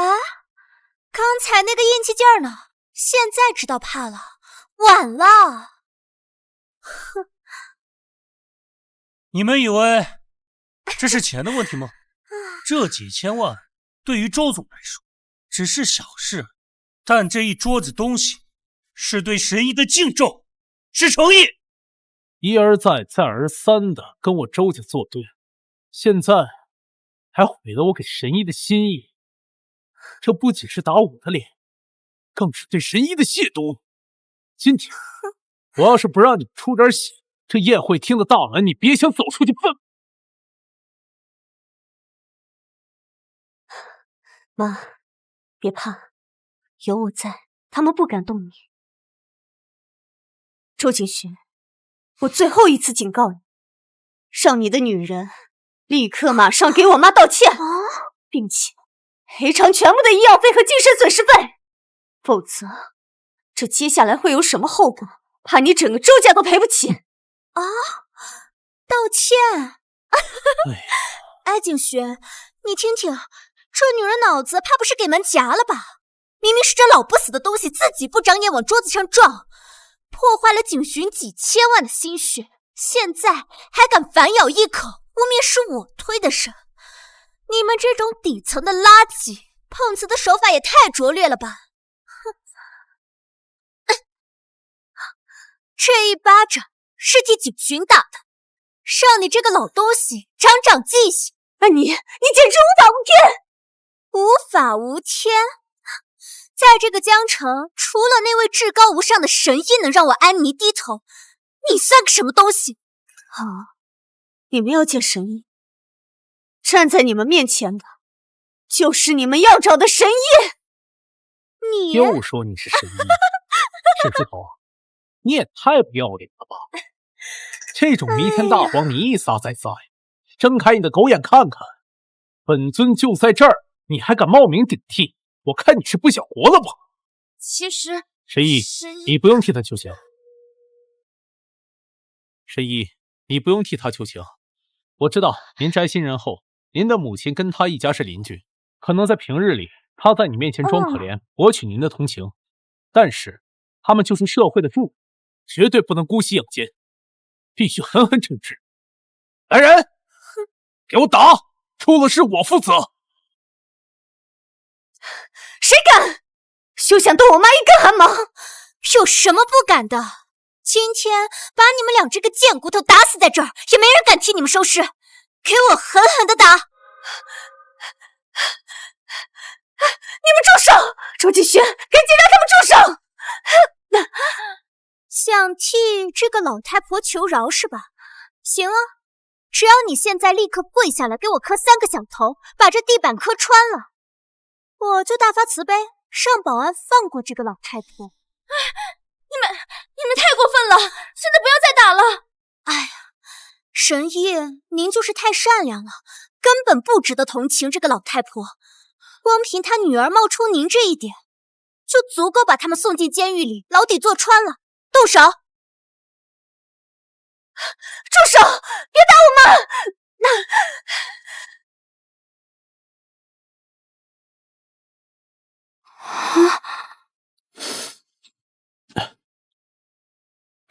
这不是我前2天好不容易托人才找到的千年野山参，我明明派人送去神医家里去了，怎么会在你这儿？啊！天哪，这可是有价无市的宝贝！我知道了，肯定是这个贱人，他知道神医家里有好东西，趁着去邻居家串门的机会，进门偷走了它，简直是胆大包天。沈书童，你碰瓷讹钱也就算了，现在还会当贼了是吧？神医的药材你也敢偷，你简直丧尽天良！偷？周景勋，你脑子里装的都是浆糊。这野山参分明就是你让人放到我家里去的，我不稀罕你的臭钱跟东西，所以我今天特意带来还给你。哼，还给我？编故事编得像样点啊！这个药材是我送给神医母亲的，怎么会出现在你的狗窝里？你当我是3岁小孩，还是真当自己是神医呀？我就算是毁了它，当垃圾扔了，也不会让你这个做贼的脏了我的东西。切！哎呀，神医，您看呀，家里进了贼都不知道，这么珍贵的药材都被人给偷了，这母女俩简直是胆大包天。这其实他当然不知道，因为这就是从我家里拿出来的。谁信啊？你看这人还敢死鸭子嘴硬，真正的神医就站在这儿，还满口胡言，真是不见棺材不落泪。太无耻了，偷人药材还敢这么光明正大？我看这种人就应该严惩。就是，绝对不能轻饶，建议直接搜身，说不定身上还有别的不干净的东西。周总，这种人不给他点颜色看看，他是不会长记性的。我看就直接报执法队吧。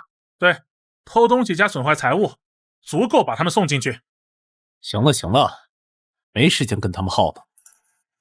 罗院长现在正在接待大人物，马上就会到。沈书童，看在我们2家以前有点交情的份上，你跪下来认个错吧，滚出宴会厅。要不然等会儿罗院长来了，可不是想走就能走得了的了。恐怕是你想多了，兴许等罗院长来，这个跪下道歉的人是你。周总，涨停了，又涨停了。今天外面都在传咱们跟医药协会签约，刚才几个大厂疯狂采购，咱们周氏集团的股票已经连续3场停板了。我的天，这就是神医的影响力吗？这也太厉害了。周总，您这以后可是咱们江城的商业神话呀，以后飞黄腾达了，可得带我一把呀。这算什么？开胃小菜吧。等大人物到了场，正式签了约，周家的股票还得翻了翻的往上涨。周氏的时代，才刚刚开始。周总，照这个速度，江城第一首富已经是板上钉钉的事了。让我们提前恭贺周首富！恭喜周首富！恭喜周首富！恭喜周首富！泡沫吹得越大，碎的时候就会越大。你公司的股价马上就会跌停，你的命，你的心跳也会跌停。沈书头，你就是见不得我好是吗？你这个贱嘴，竟然敢诅咒景徐，简直是吃了雄心豹子胆！这种人心里太阴暗了。诅咒周总就是断我们大家的财路，该打！对，打死他！打死他！打死他！打死他！打死他！打死他！听见没？这就是民意。今天啊，我就替神医好好教训教训你这个不知死活的东西！住手！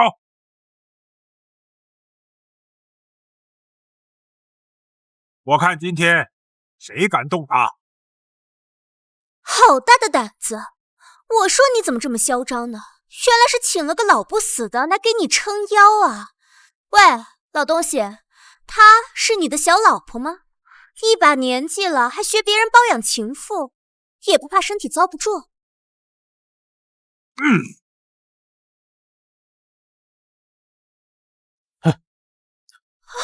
景徐，我的牙都被打松了。这个老不死的根本没把您放在眼里，他这是在太岁头上动土啊！你就是周氏现在的掌舵人周景寻。年轻人，火气这么大，小心被自己给烧死。哪儿来的老东西，在这儿倚老卖老？哼，你就是这个泼妇请来的干爹是吧？哼，我告诉你，今天就算是天王老子来了，都保不住你们。一会儿国家医学会的顶级泰斗就要到了，要是敢挡了贵人的道，我要把你这把老骨头给拆了。好大的口气呀！你不认识我？我为什么要认识一个即将进棺材的老东西啊？我的时间也是你能耽搁得了的吗？书童啊，我真替你感到不值啊！是他说和你有娃娃亲，我是看在他的面子上，把你那个卡了半年的项目资金给批下来的。真是白眼狼！嘿呀，你有面子吗？你以为你是谁呀？别往自己脸上贴金了，那笔项目款是我凭实力拿下的。你这种只会碰瓷儿的老头，恐怕连协会的大门朝哪开都不知道吧？苏会长，您终于来了。这里有个神棍，他非说那笔项目款是他授意您给我批的款，这不滑天下之大稽吗？你赶紧戳穿这个不知廉耻的老头！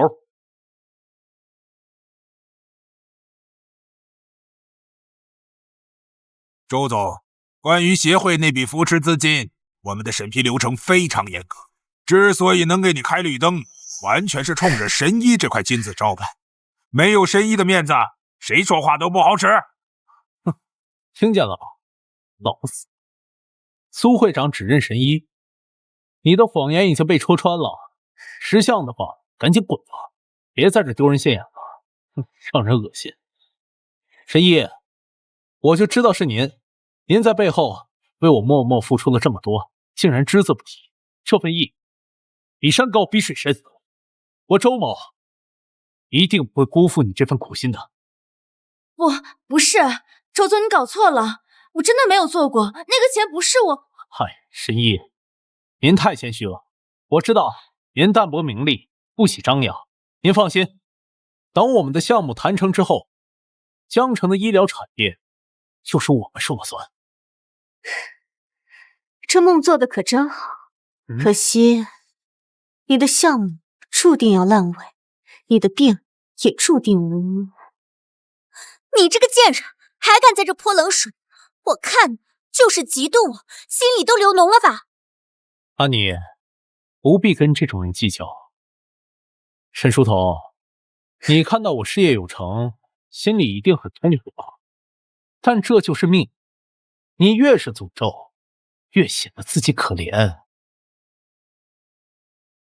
哼，苏会长，既然我们误会已经解除了，那笔特批的资金，那就继续投给我们周氏吧。我那边的生产线还等着米下锅呢。啊，这笔钱能不能给你们继续使用，我可没有权利。您是会长，您说了不算，那谁说了算呢？这得看神医的意思。神医若是点头，资金可以继续使用；神医若是摇头，钱就得给我吐出来。明白明白，神医这边肯定是没有问题的。沈神医，关于周氏集团的这笔款项，按照您的意思，是否都要回来？苏会长，你认错人了吧？您跟这个臭乞丐情是什么？沈神医在这儿呢，您拜错庙门了吧？拜错庙门？周景寻，我刚才说的话你是没听懂吗？这笔钱是看在神医的面子上才批的，而这位沈淑彤女士就是你要找的沈神医本人。苏会长，这玩笑开不得。我苏敬山从来不拿公事开玩笑，他就是沈神医。不可能，他神医，他就是个满嘴谎话，只会偷东西被我退了婚的乡下女人。我们之前是没有见过真神医，也不可能被这种货色给蒙骗了呀。是啊，苏会长，他肯定是骗你的。他要是神医的话，我就把这地板砖给吃了。他只是个骗子。苏会长，你可千万别被蒙蔽了，这女人是跟这个老头一伙的。这老头刚才还敢动手打人呢，他……闭嘴！无知的蠢货！你知道站在你面前的是谁吗？这位是国家医学科研院的张院长，是我们华夏中医界的泰斗。国家医学科研院，张院长。我是谁不重要，重要的是你们这帮有眼不识泰山的人，竟然敢把国家的功臣踩在脚下欺辱。让我正式向各位介绍一下，这位就是刚刚攻克了世界级绝症突厥症，成功研发出特效药，一举打破了西方封锁30年的特级神医沈神医。他竟然就是沈神医！30年啊！特效药，神医，她只是个被我退了婚的女人，怎么可能是解除封锁的神医啊？完了，真的完了！不对，这里面肯定有误会啊！罗院长肯定知道真相，他亲自告诉我的。罗院长肯定知道。无知的蠢货，不知死活的东西！这是谁干的？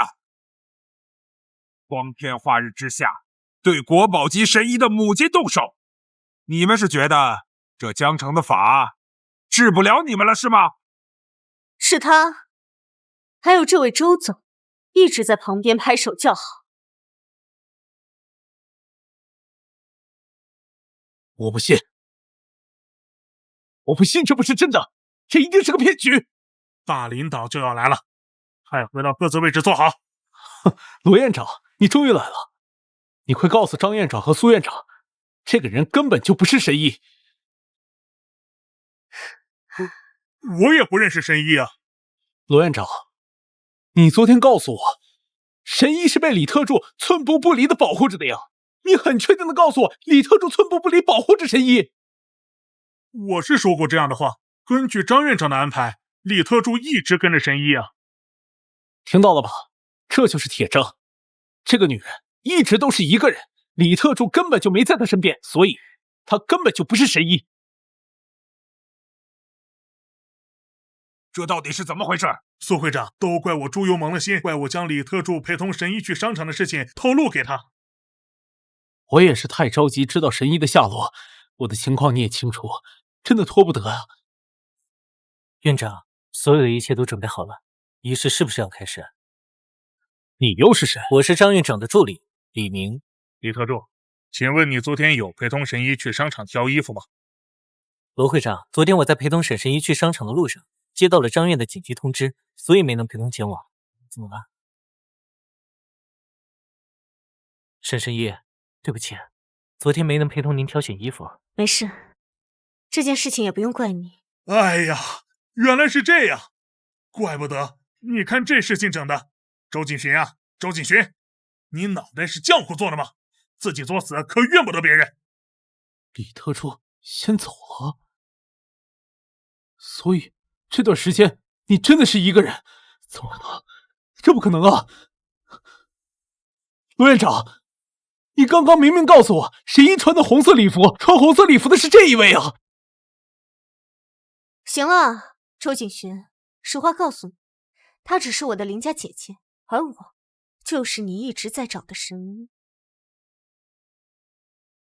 罗志强啊，你看看你办的好事，作为地区负责人，正因为你的失职，才让沈神医蒙受了这等奇耻大辱。张院长，是我无能，是我该死。沈神医，千错万错都是我的错，是我没有安排好，让您受惊了，请您大人不计小人过，原谅我这一次啊。沈医，梳头，这肯定有天大的误会。我确实是不知道你的身份，就算我们之间有点小摩擦，那也是我真的不知道情况。毕竟我们还有婚约的嘛，好歹也算半个一家人，是不是？不知者无罪嘛。不知者无罪。我的药箱被你未婚妻给砸了，我的药物样品被你们踩在脚下，我的母亲被你们当众掌掴羞辱。这一桩桩一件件，你现在一句轻飘飘的误会，就想把这一切都抹平。你不是没说你是神医吗？你要是早点透露身份的话，你给我10000个胆子，我也不可能对您不敬啊！我没说过吗？我不止一次的跟你说过，可你说我是骗子，说我想讹钱，说我是阴沟里的老鼠。周景寻，我给过你无数次机会，是你自己亲手把这些给掐灭。我不接受任何道歉。张院长，您看，得饶人处且饶人嘛。既然沈神医不接受，那这事儿就没完。罗志强，你就不要在这儿演苦肉计了，当务之急是立刻控制住局面，立刻通知市局的执法队，让他们派人过来。这几个人涉嫌故意伤害、寻衅滋事以及故意伤害国家重点保护人员罪，尤其是这几个动手打人的，必须要严查严办，绝不姑息。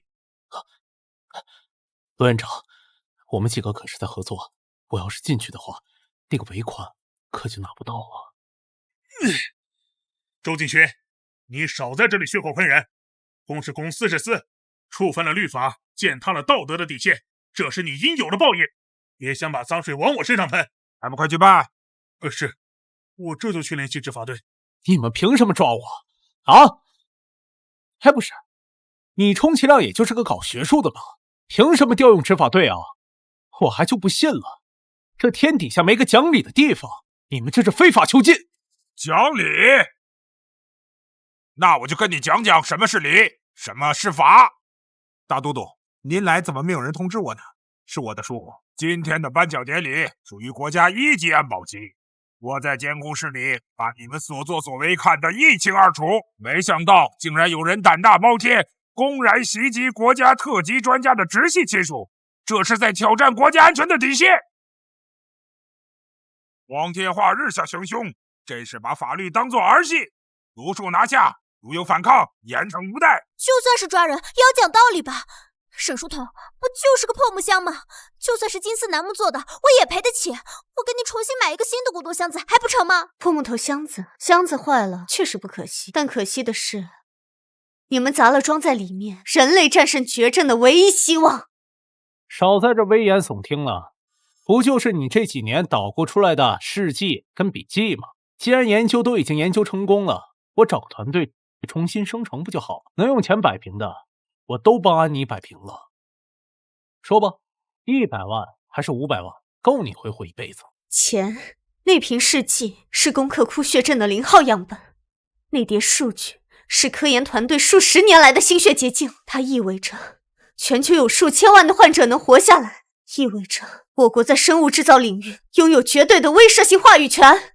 周总，你觉得就凭你那点可怜的资产，能买得起上千万条人命，能买得起我国的战略未来吗？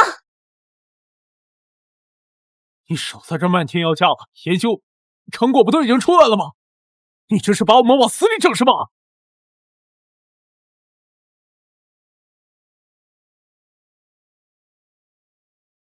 漫天要价，周景勋，你简直是无知的可怕！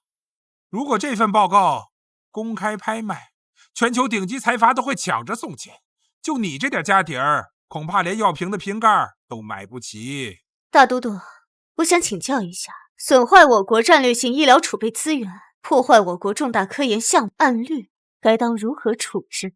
这不等同于普通的毁坏财物，这是在断送国家的未来，这是在谋杀等待救治中的百姓。根据最高条例，这是蓄意破坏国防科研罪，等待你们的将是剥夺政治权利终身，以及把牢底坐穿的重刑。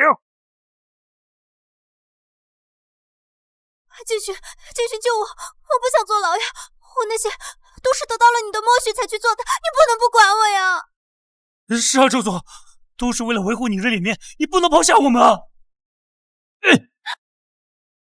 书童，没必要吧？我们好歹相识一场。这样吧，我撤销退婚，只要你能撤销对我的指控，我们周家的大门还是为你敞开。你是我们周家名正言顺的妻子。周景勋，你的谱系还真是无可救药。我现在是国士无双的神医，而你是即将入狱的阶下囚，你凭什么以为我会放着光明的坦途不走，非要往你这火坑里跳？是书童，你别赶尽杀绝啊！做人留一线，日后好相见。你现在得了势，把我们赶尽杀绝，你就不怕遭报应了？你看在长辈面子上，就不能高抬贵手吗？高抬贵手？你们把我母亲按在地上羞辱的时候，怎么没有想过留一线？那个时候你们也没想过日后相见，恐怕恨不得想让我们立刻去死吧。都是你这个女人，你为什么要毁坏神医的药箱啊？为什么要去惹是神医啊？周景勋，我那不是为了维护你吗？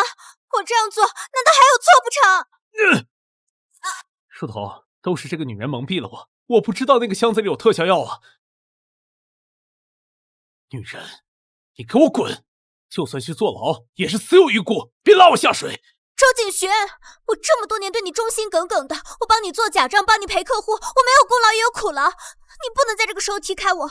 我要是进去了，你也别想好过。还敢威胁我是吗？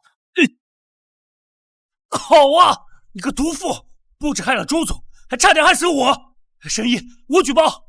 这个女人以前还私下跟竞争对手交易周氏的商业机密，她就是个彻头彻尾的商业骗子。我和周总都是受害者。让开！你个吃软饭的白眼狼，昨天还叫我宝贝，今天就为了保命说出这种话，我杀了你！你说什么？女人！书童，现在这两个恶人都被我惩罚了，我的心一直是向着你的。看在我们两家这么多年交情的份上，难道还抵不过这一次误会吗？你就原谅我，我们重归于好，好吗？周景勋，你这断尾求生的戏码演得真绝啊！书童，我都已经这么低三下四的求你了，难道你非要我跪下来求你吗？跪啊！这都是你咎由自取的。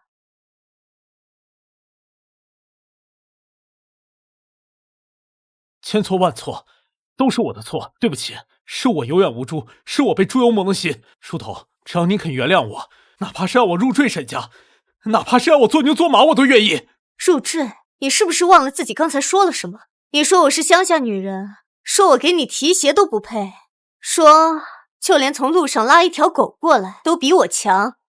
是我的错，是我胡说，是我嘴贱，我的话都不是真心话，我一直把你当女神供着。说这话你自己信吗？行了吧，周景勋，你的真心啊比草都贱，现在说什么都没有。周家的覆灭都是你自己一手造成。你非要把我赶尽杀绝是吧？不是我要赶尽杀绝，是天道轮回，是自作自受。